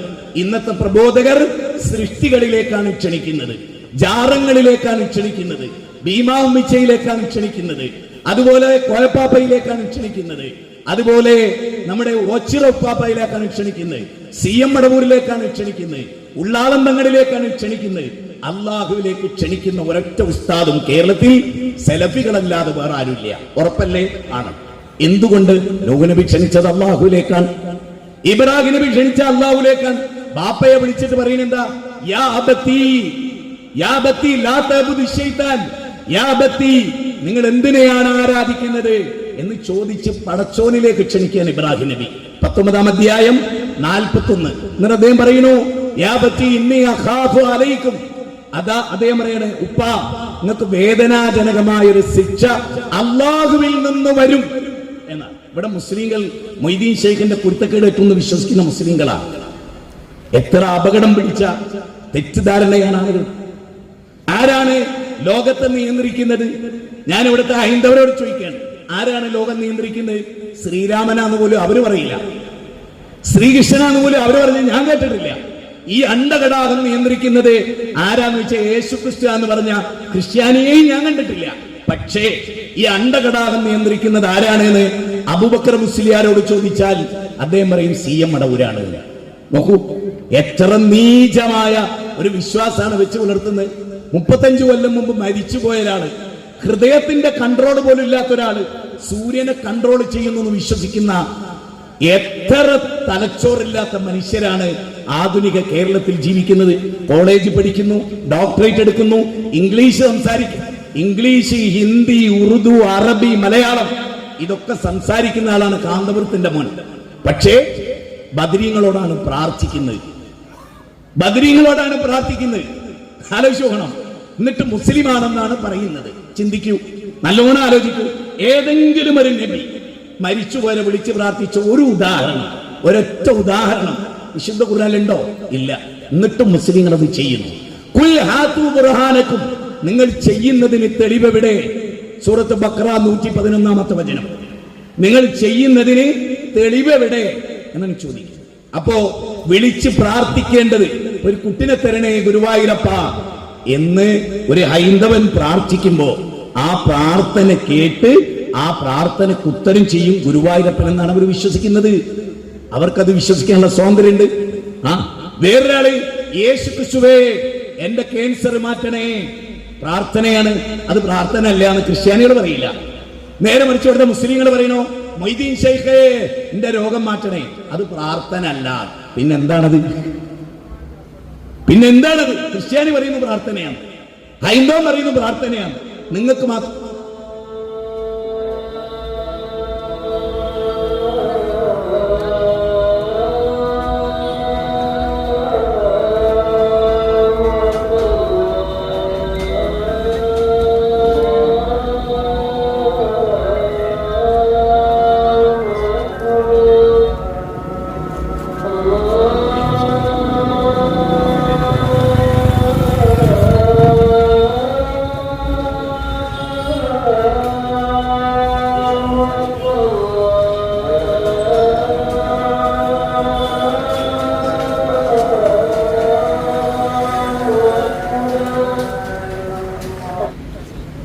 സഹോദരങ്ങളെ, ഒരു 5-6 മിനിറ്റ് കൂടെ ഞാൻ സംസാരിച്ച് നമ്മൾ നമസ്കാരത്തിന് വേണ്ടി പിരിയും.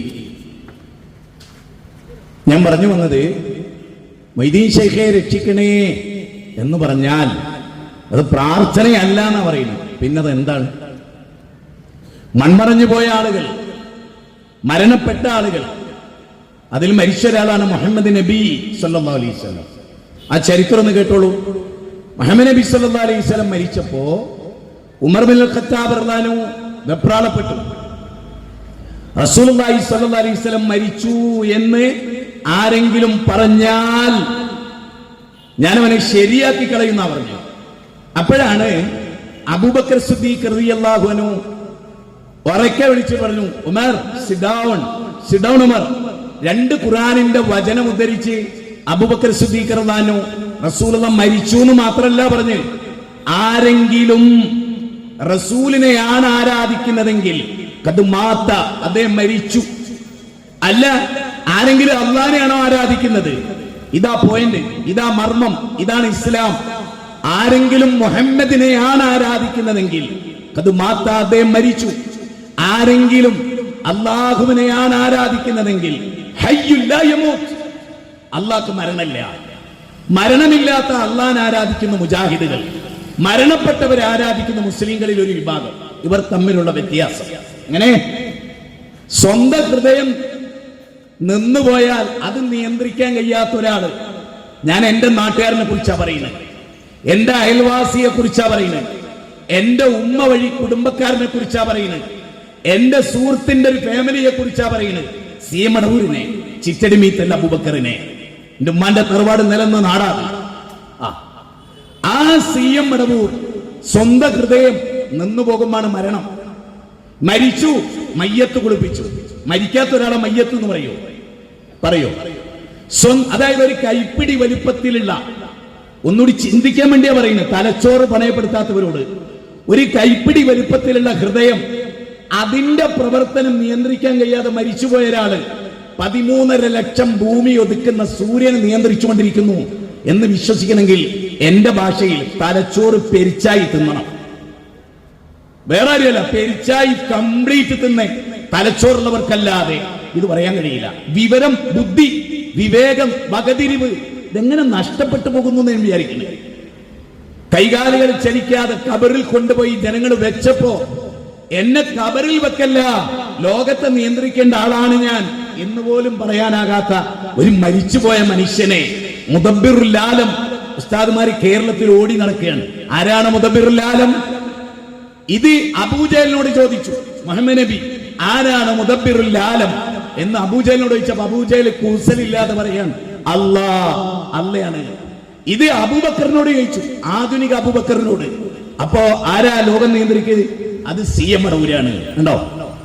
അബൂജഹലിന്റെ ഈമാൻ പോലും പലപ്പോഴും നമ്മുടെ പണ്ഡിതന്മാർക്കില്ലാതെ പോകുന്നു. എത്ര ഗൗരവമായി കാണേണ്ടതാണ്.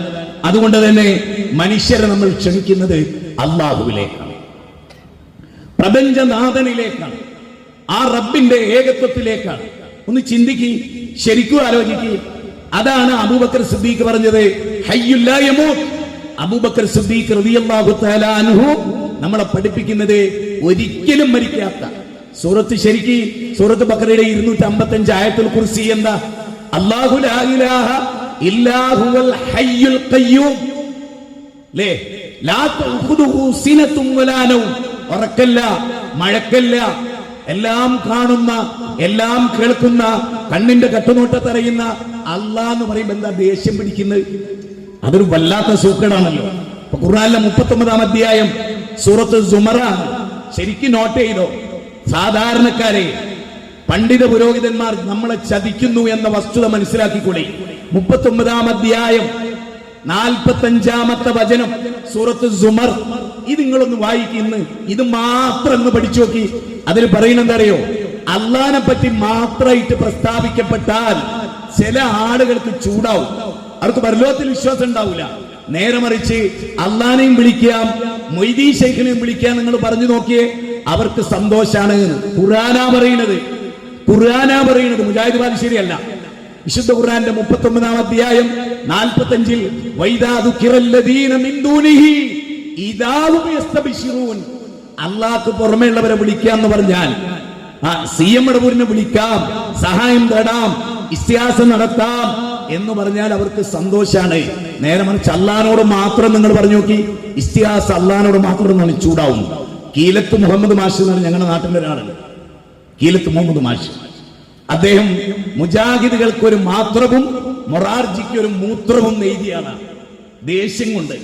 അതുപോലെ ഇപ്പോ പിന്നെ എന്താ പറയാ, സ്ഥാനത്ത് നിന്ന് മാറ്റി നിർത്തിയിട്ടുള്ള മുസ്തഫൽ ഫൈസി, പലിശക്കാരൻ ഫൈസി, അദ്ദേഹത്തിന് മാത്രം കേൾക്കുന്ന ദേഷ്യം പിടിക്കും.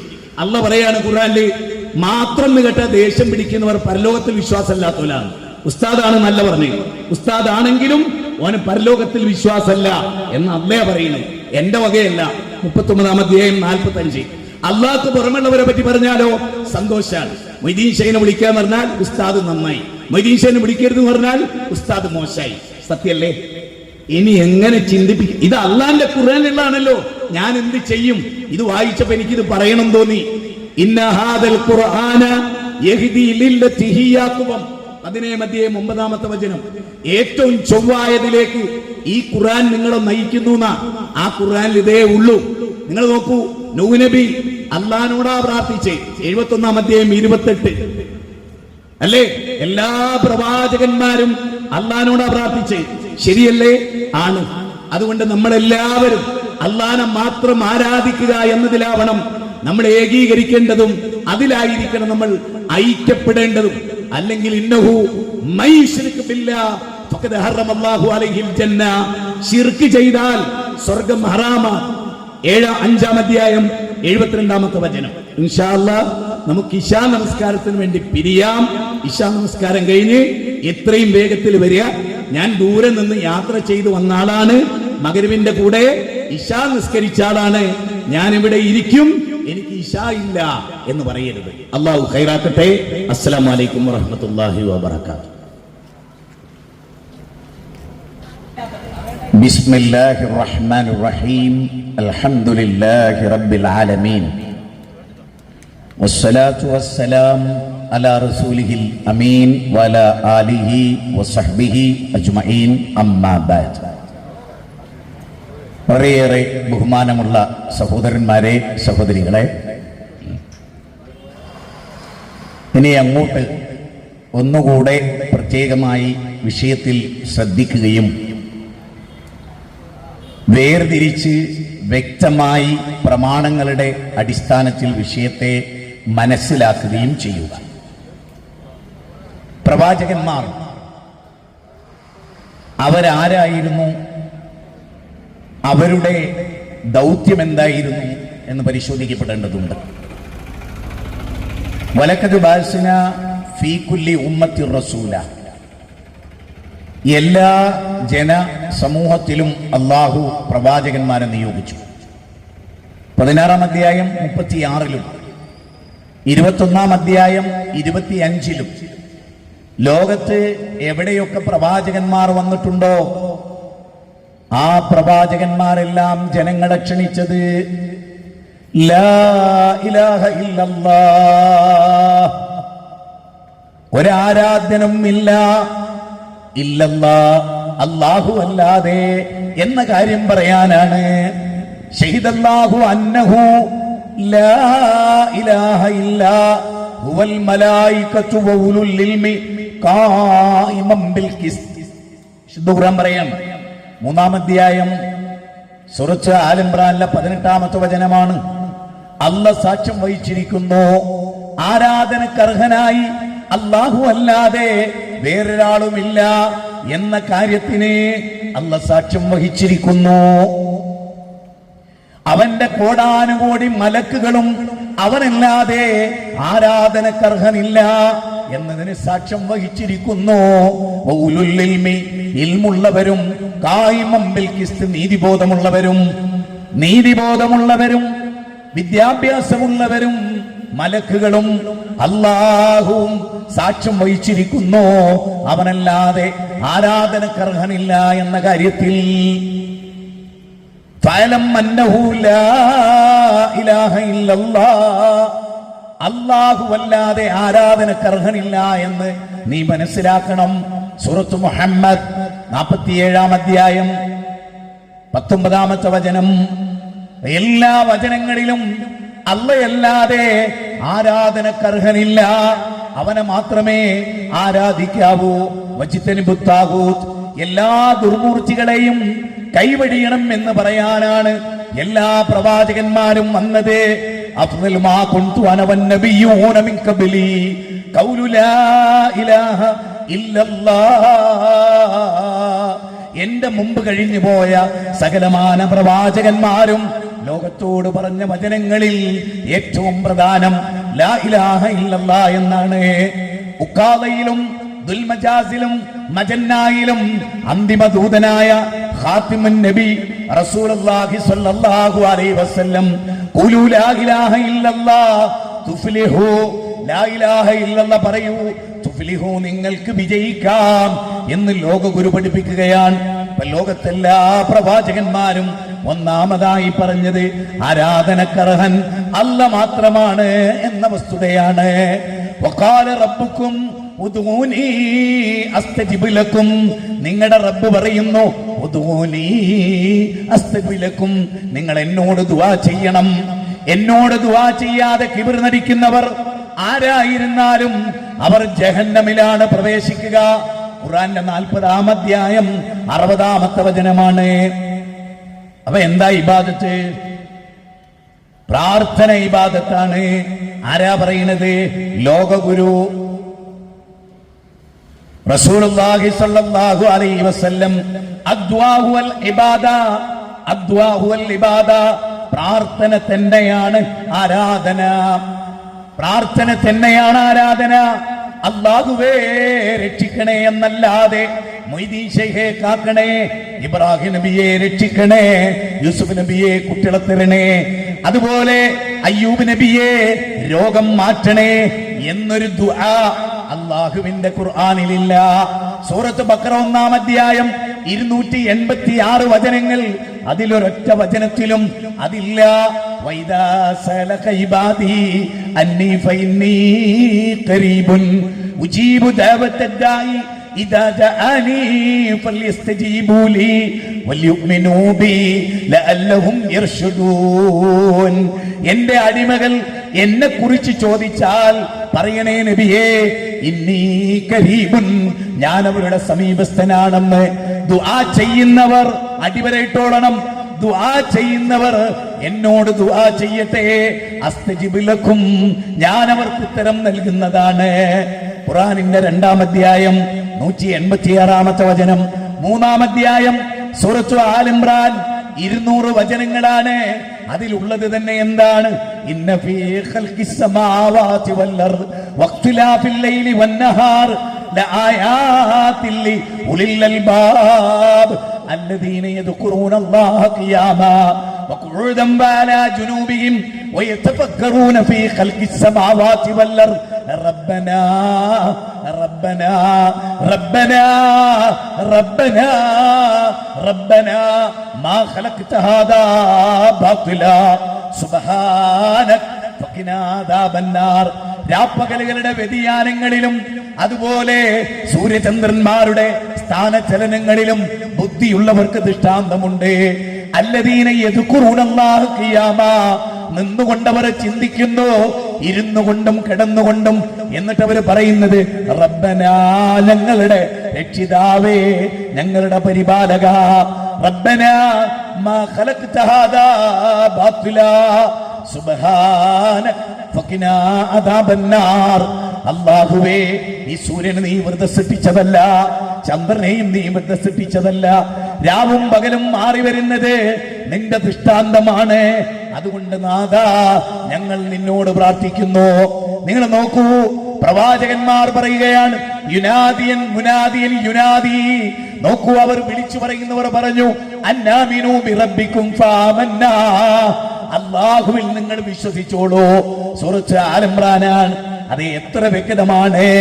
അവിടെ നമ്മളോട് റബ്ബനാ വലംനാ അൻഫുസനാ, 7-ാം അധ്യായം 23 റബ്ബി ഔഫിർലി വലിവാലിദയ്യ വലിമൻ ദഖല, 71-ാം അധ്യായം 28-ാമത്തെ വചനമാണ്. റബ്ബി ഖദ് ആതൈതനി, 12-ാം അധ്യായം 101-ാമത്തെ വചനമാണ്. റബ്ബി ഇശ്റഹ് ലി സദ്രി, 20-ാം അധ്യായം 25-ാമത്തെ വചനമാണ്. ഖുൽ ഇന്നമാദു റബ്ബി, 72-ാം അധ്യായം 20-ാമത്തെ വചനമാണ്.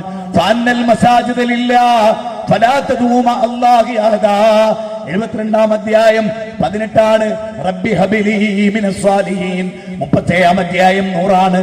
എത്രയെത്ര പ്രാർത്ഥനകളാണ്. റബ്ബനാ വജഅൽനാ മുസ്ലിമീന ലക വമിൻ ദുർരിയ്യതിനാ, സൂറത്ത് ബഖറ 128. റബ്ബനാ, അല്ലാഹുവേ, പരിശുദ്ധ കഅബാലയം പടുത്തുയർത്തിയപ്പോ പടച്ചവനെ റബ്ബനാ തഖബ്ബൽ മിന്നാ, ഞങ്ങളിൽ നിന്ന് കബൂൽ ചെയ്യണേ.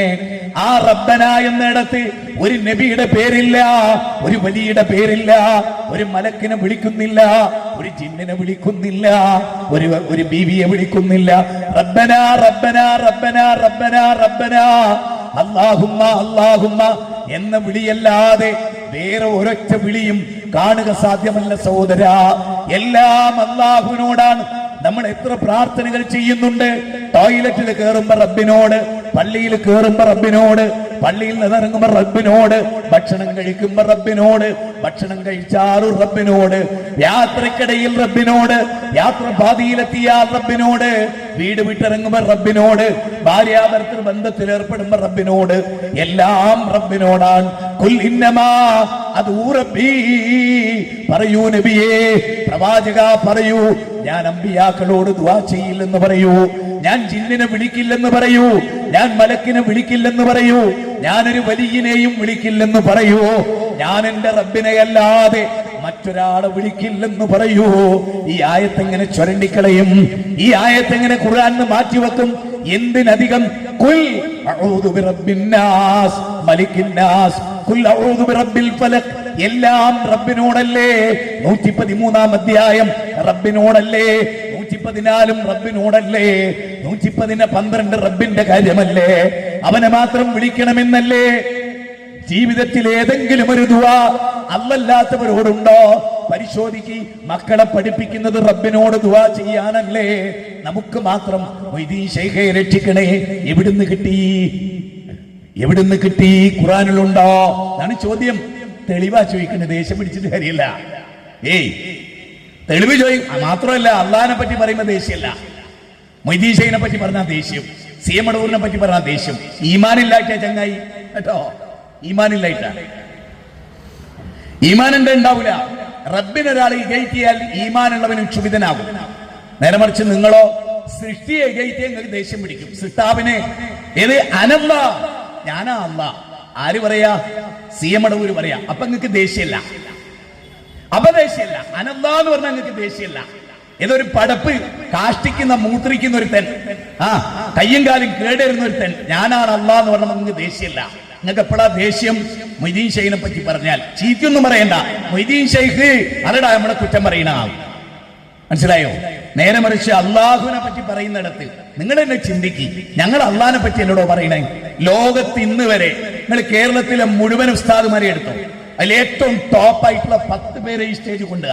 ഞാൻ പറയുന്ന അധ്യായം ആയത്തെ നമ്പറും അവര് പറഞ്ഞാൽ ഞാൻ നിങ്ങൾ പറയുന്ന പണിയെടുക്കും. ഞാൻ 1 മണിക്കൂറിനുള്ളിൽ 100 ആയത്തോടും നിങ്ങളുടെ ഉസ്താദ് 2 ആയത്തോടിയാൽ ഞങ്ങൾ വെല്ലുവിളിക്കും. സാധ്യമല്ല, പഠിക്കൂല, ഖുർആൻ പഠിക്കൂല, സുന്നത്ത് പഠിക്കൂല, അന്ധവിശ്വാസം വിറ്റ് കാശാക്കുക. അതാണ്.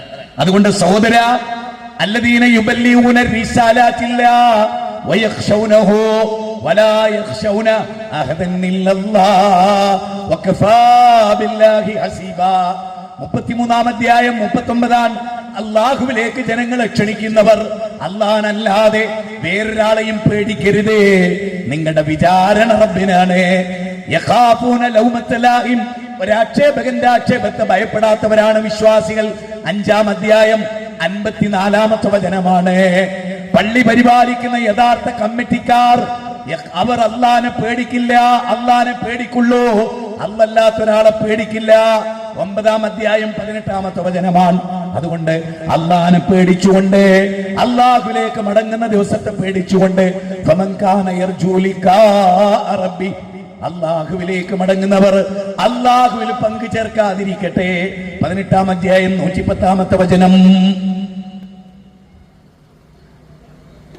വിശ്വാസ വിശുദ്ധി, അതാണ് ഞാൻ ഇത്രയും സമയം പറഞ്ഞത്.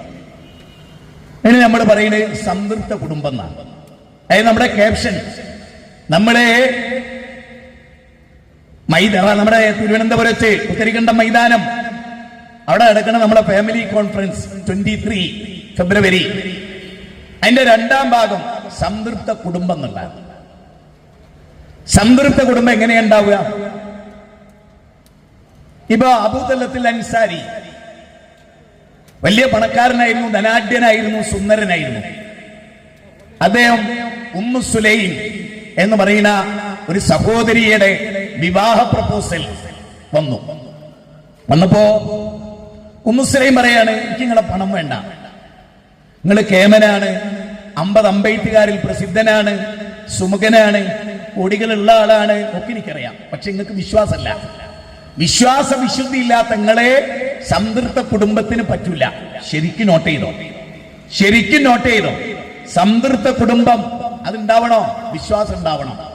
ഇസ്ലാമിന്റെ വിശ്വാസപ്രകാരം തൗഹീദുള്ള ഒരാളെ ഭാര്യയായി സ്വീകരിക്കാൻ പാടുള്ളൂ, തൗഹീദുള്ള ഒരാളെ ഭർത്താവായി സ്വീകരിക്കാൻ പാടുള്ളൂ. അല്ലല്ലാത്തവരെ വിളിച്ച് ദുആ ചെയ്യുന്ന ഇസ്തിഹാസ് നടത്തുന്ന ഒരാളെ മുസ്ലിമിന് കല്യാണം കഴിക്കാൻ പാടില്ല.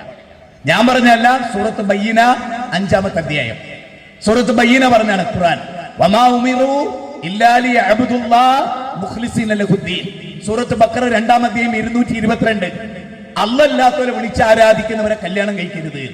പേര് പറഞ്ഞില്ല, സമുദായം പറഞ്ഞില്ല. ഒരാൾ മരിച്ചു പോയവരെ വിളിച്ച് പ്രാർത്ഥിക്കുകയാണോ, ആ പെണ്ണിനെ നീ ഭാര്യയാക്കരുത് എന്ന് ഖുർആൻ.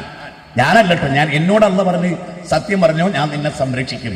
ഈ 52 വയസ്സ് വരെ എന്നെ അല്ല സംരക്ഷിച്ചിട്ട് പിന്നെ ഞാൻ എന്തിന് പിന്നെ പേടിക്കണം? എനിക്ക് പേടി. അള്ളാഹിനെ പറ്റി പറയുമ്പോൾ ഒരു പേടിയും വേണ്ട ഒരാൾക്കും. അത് പറയേണ്ട സ്വാതന്ത്ര്യം നമുക്കുണ്ട്. നമ്മുടെ ഭരണഘടന നമുക്ക് സ്വാതന്ത്ര്യം നിന്നിട്ടാണ് ഈ പെർമിഷൻ എടുത്ത്. നാളെ വേറൊരാൾക്ക് പ്രസംഗിക്കാം, നാളെ വേറൊരാൾക്ക് പ്രസംഗിക്കാം, അയാൾക്ക് നമുക്കെതിരെ പറയാം. ഇവിടെ വിരോധമല്ല. അതാണ് ഇന്ത്യ, അതാണ് ഇന്ത്യൻ ഭരണഘടന. അതുപോലെ അറിയില്ല, അറിയാത്ത നിങ്ങളെ കുറ്റല്ല, നിങ്ങളുടെ നേതാക്കന്മാർക്ക് ആ വിവരമില്ല. അതുകൊണ്ടാണ്. ശരി, ഇപ്പൊ സംതൃപ്ത കുടുംബം ഉണ്ടാവണമെങ്കിൽ യഥാർത്ഥത്തിൽ നമ്മൾ മനസ്സിലാക്കുക, തൗഹീദ് ഉണ്ടാവണം. മുസ്ലിം പറഞ്ഞു, നിങ്ങൾ തൗഹീദ് സ്വീകരിച്ചാൽ ഞാൻ നിങ്ങളുടെ ഭാര്യയാവാം. അങ്ങനെ അദ്ദേഹം തൗഹീദ് സ്വീകരിച്ചതിന് ശേഷമാണ് മുസ്ലിം അവരുടെ ഭാര്യയായത്. സ്ത്രീകളൊക്കെ ശ്രദ്ധിക്കുക, തൗഹീദുള്ള ഭർത്താവിനെ സ്വീകരിക്കുക. അപ്പൊ തന്നെ എന്താ അറിയോ, അള്ളാനെ മാത്രം ലക്ഷ്യം വെക്കുന്ന ഒരാളായാണ്. അപ്പൊ അള്ളാനെ പറ്റി പറഞ്ഞിട്ട് നിങ്ങൾ അള്ളാഹുവിൽ വിശ്വസിക്കുന്ന ഒരു മനുഷ്യനല്ലേ എന്ന് നമുക്ക് പറയാം. നിങ്ങൾ ഇങ്ങനെ ചെയ്യാൻ പാടുണ്ടോ എന്ന് നമുക്ക് അദ്ദേഹത്തോട് പറയാം. ഇങ്ങനെ ഈ സംതൃപ്ത കുടുംബം ഉണ്ടാകണമെങ്കിൽ എന്താ ഉണ്ടാവേണ്ടത്?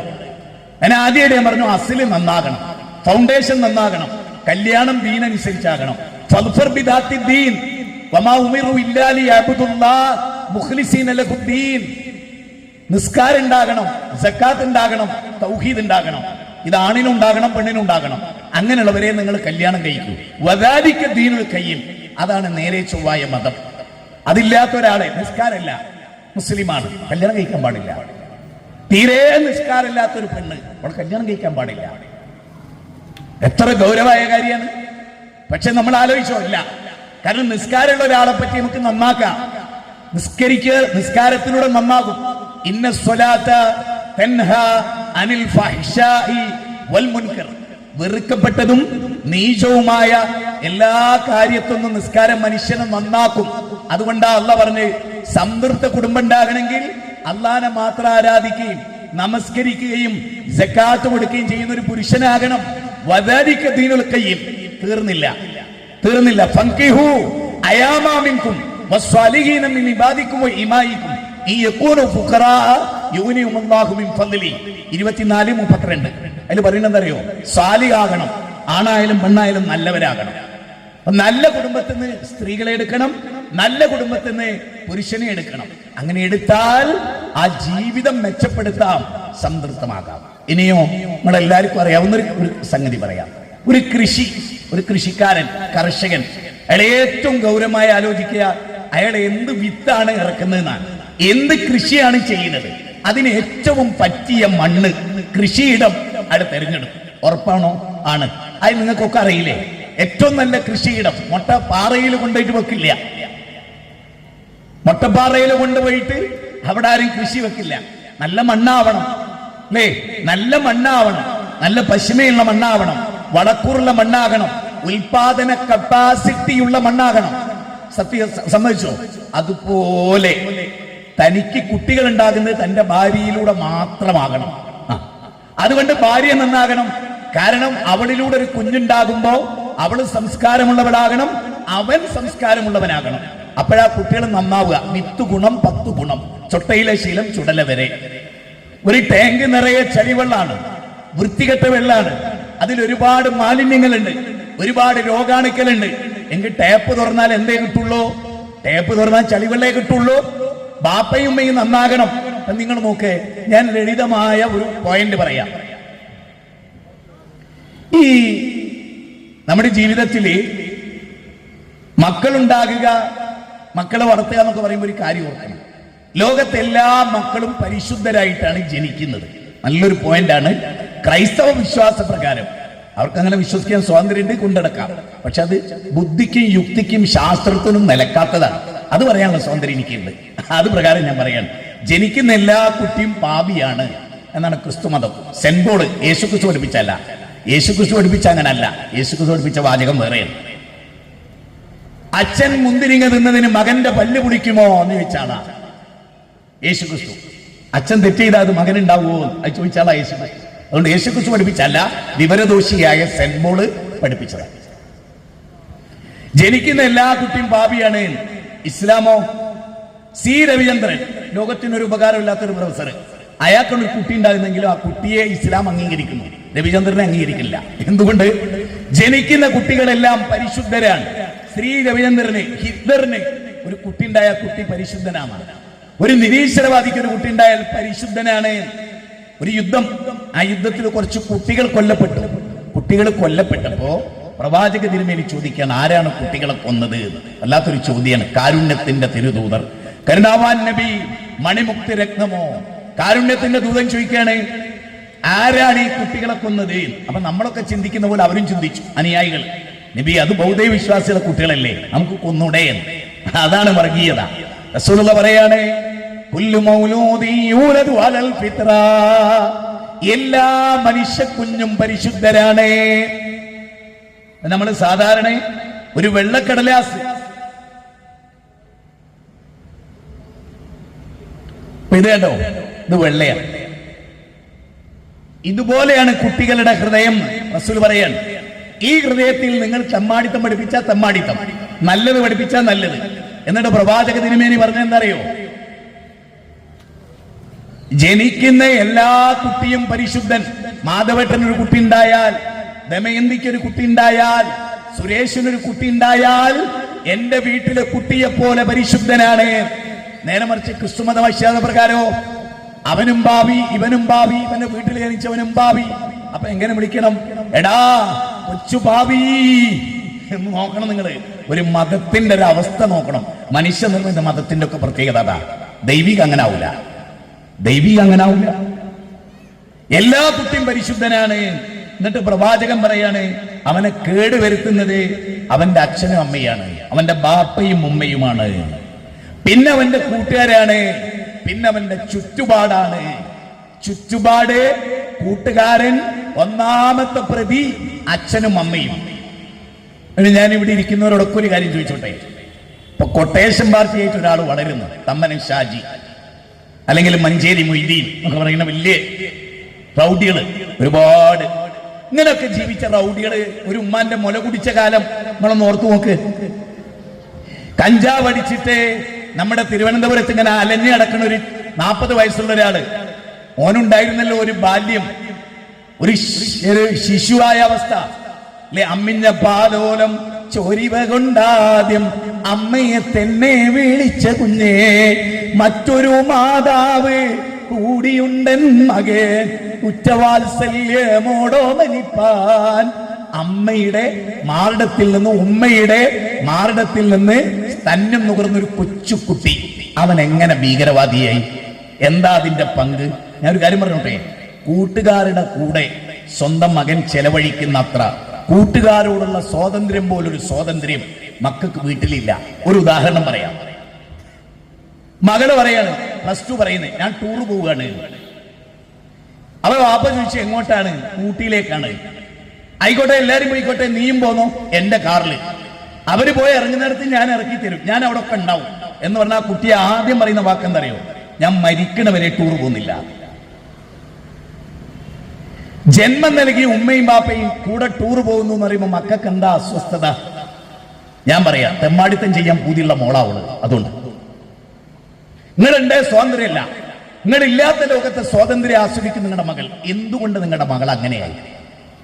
ലോകത്ത് ശരിക്കും ഒരു ബാപ്പാരെ മക്കൾ പറയേണ്ടത് എന്താ? ബാപ്പ പോന്നോളൂ, ഉമ്മ പോന്നോളൂ, ഞങ്ങൾക്കൊരു പ്രശ്നം, ഞങ്ങൾക്ക് ടൂർ പോയാൽ. അത് പറയാത്തൊരു പെണ്ണുണ്ടോ? അവളെ മനസ്സ് മാലിന്യമാണ്. അവൾ ഉറപ്പിച്ചോ, അവൾ അത്ര ശുദ്ധിയാണ്. നിങ്ങൾ വിശ്വസിച്ചാൽ ചെറിയ ചെറിയ തോന്നിയാസ് അവളെ മനസ്സിലുണ്ട്. കൂട്ടുകാരെ കൂടെ ഒന്ന് ഇരുന്ന് ഫോട്ടോ എടുക്കണം, ബാപ്പണ്ടേ തടസ്സ പറ്റൂല, പറഞ്ഞിട്ട് എനിക്ക് സംഭവിക്കില്ല അല്ലേ? സത്യം ഞാൻ പറയുന്നൊക്കെ സത്യമാണ്.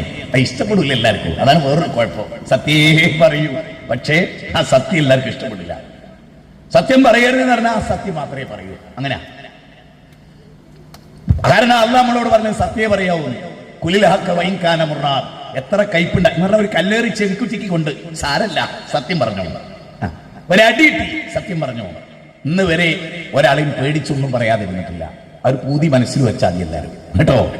അതുകൊണ്ട് ഞാൻ പറയാണ്, ശരിക്ക് കുടുംബം നന്നാകണോ, ബാപ്പയമ്മയും നന്നാകണം. ഇനി ഒരു മുസ്ലിമിന്റെ വീട്, അത് മാത്രം ഓരോന്ന് പോയിന്റ് പറഞ്ഞു പോകാൻ അല്ലാഹ് ഖുർആനിൽ പറയാണ്. ഏത് ഖുർആനില്? പരിശുദ്ധ ഖുർആനില്, മുഹമ്മദ് നബി സല്ലല്ലാഹു അലൈഹി വസല്ലം ഓതി തന്ന ഖുർആനില്. ഞാൻ പല സ്ഥലത്തും പ്രസംഗിക്കും, എന്നോട് ആളുകൾ ചോദിക്കും ഇങ്ങനെയൊക്കെ ഖുർആനിലുണ്ടോ എന്ന് പറഞ്ഞാൽ നമ്മൾ ഉമ്മത്ത് ഖുർആൻ പഠിക്കണില്ല.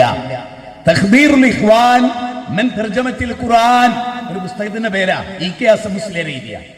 ആ പുസ്തകത്തിന്റെ പേര് എന്താണെന്നറിയോ? പൊതുജനങ്ങള് ഖുർആൻ അർത്ഥസഹിതം പഠിക്കുന്നതിൽ നിന്ന് അവരെ തടുക്കുന്ന ഗ്രന്ഥം ഉണ്ടോ? ഇബ്ലീസ് എഴുതിയതല്ല, മൊയ്ലിയാർ എഴുതിയ. പക്ഷെ ആശയ ഇബ്ലീസിന്റെ എന്ത് ഖുർആൻ പഠിക്കരുത്. പിന്നെ എന്ത് കൂഞ്ഞിനാ അത് ഇറക്കിയത്? പിന്നെ എന്തിനാ ഈ സാധനം? ഒരാള് പറയാണ് മൊബൈൽ ഇറക്കി ഉപയോഗിക്കരുത്, ചെവിക്കുറ്റി നോക്കി ഒരു ഒറ്റയടിയാണ് കൊടുക്കണ്ടേ. പിന്നെ ഇത് എന്തിനാണോ ഇറക്കിയത്? മൈക്ക് ഇവിടെ വെച്ചിട്ട് ഇതിന്റെ ഓപ്പറേറ്റർ പറയാം അതിൽ സംസാരിക്കരുത്. ആ ഖുർആൻ അല്ലാഹ് ഇറക്കി. എന്നിട്ട് അല്ലാഹ് പറയാണ് എന്ത്? ശഹ്റു റമദാനല്ലദീ ഉൻസില ഫീൽ ഖുർആൻ ഹുദൽ ലിന്നാസി വബയ്യിനാത്തിൻ മിനൽ ഹുദാ വൽ ഫുർഖാൻ. ശഹ്റു റമദാനല്ലദീ ഉൻസില ഫീഹിൽ ഖുർആൻ ഹുദൽ ലിന്നാസി വബയ്യിനാത്തിൻ മിനൽ ഹുദാ വൽ ഫുർഖാൻ. മാനവരാശിക്കുള്ള മാർഗദർശനം ഈ ഖുർആനിലുണ്ട്. നമ്മള് കാറിന്റെ ഫ്രണ്ടില് മൊബൈൽ എടുത്തിട്ട് വഴി അറിയാൻ വേണ്ടി അല്ലേ സംവിധാനം ഉപയോഗിക്കുന്നുണ്ട്, സാറ്റലൈറ്റ് കണക്ഷൻ. 200 മീറ്റർ പോയിട്ട് റൈറ്റിലോട്ട് അല്ലാഹ് പറയാണ് ഖുർആൻ നിങ്ങളെ മാർഗദർശനം ചെയ്യുന്നു. എന്നിട്ട് പറയാ അത് പഠിക്കരുത്. ഹേയ് ഉമ്മാനോട് എങ്ങനെയാ പെരുമാറേണ്ടത്? ഖുർആൻ പറയുന്നു ഒരുപാട് വചനം. 2-ാം അധ്യായം 83-ാമത്തെ വചനം, 3-ാം അധ്യായം, അതുപോലെ 4-ാം അധ്യായം 36-ാമത്തെ വചനം, 6-ാം അധ്യായം 151-ാമത്തെ വചനം, 23-ാം അധ്യായം 17-ാം അധ്യായം 23-ാമത്തെ വചനം, 31-ാം അധ്യായം 14-ാമത്തെ വചനം, 15-ാമത്തെ വചനം. ഇതിലെല്ലാം മാതാവ് പിതാവ് എങ്ങനെയാവണം, അവരോട് എങ്ങനെയാവണം എന്ന് പഠിപ്പിക്കുന്ന വചന. അപ്പൊ ഇത് പഠിക്കാഞ്ഞാൽ എങ്ങനാ? കഞ്ചാവ് അടിക്കരുത്, കള്ളു കുടിക്കരുത്, 5-ാം അധ്യായം 90. പലിശ വാങ്ങരുത്, കൊടുക്കരുത്, 2-ാം അധ്യായം 278. നീ അള്ളാഹുവിന്റെ മാർഗത്തിൽ ദാനം ചെയ്യണം, 2-ാം അധ്യായം 172. നീ വ്യഭിചരിക്കരുത്, 17-ാം അധ്യായം 32. നീ ദാരിദ്ര്യത്താൽ കുട്ടികളെ കൊല്ലരുത്, 17-ാം അധ്യായം 31. 6-ാം അധ്യായം 151. പെൺകുട്ടികളെ ജീവനോടെ കുഴിച്ചുമൂടരുത്, 81-ാം അധ്യായം 8-9. 33-ാം അധ്യായം 59. അപ്പൊ ഇതൊക്കെ ആര് പഠിക്കും? സ്ത്രീധനം വാങ്ങരുത്, 24-ാം അധ്യായം 32. സ്ത്രീധനം വാങ്ങരുത് എന്ന് ഖുർആൻ പഠിക്കാതെ എങ്ങനെ പഠിക്കും? അളവിലും തൂക്കത്തിലും കൃത്രിമം കാണിക്കരുത്, 83-ാം അധ്യായം 1 മുതൽ 6 വരെ. എന്നിട്ട് ഉസ്താദ് പറയാണ് ഖുർആൻ പഠിക്കരുത്. അതേ ഉസ്താദിന്റെ പിന്മുറക്കാര് പറയാണ് ഇമാം ബൂസിരിയുടെ കവിത അർത്ഥസഹിതം പഠിക്കണം. അങ്ങനെയുണ്ട്. അള്ളർക്ക് ഖുർആൻ പഠിക്കരുത്, അതുകൊണ്ടാണ് നാട് കേടുന്നത്. അല്ല ഖുർആനിലെ 33-ാം അധ്യായം നോട്ട് ചെയ്തോ? സ്ത്രീകൾ മനസ്സ് കുറിച്ചോ? 33 സൂറത്ത് അഹ്സാബ് 34-ലെ വചനം എന്താ അറിയോ?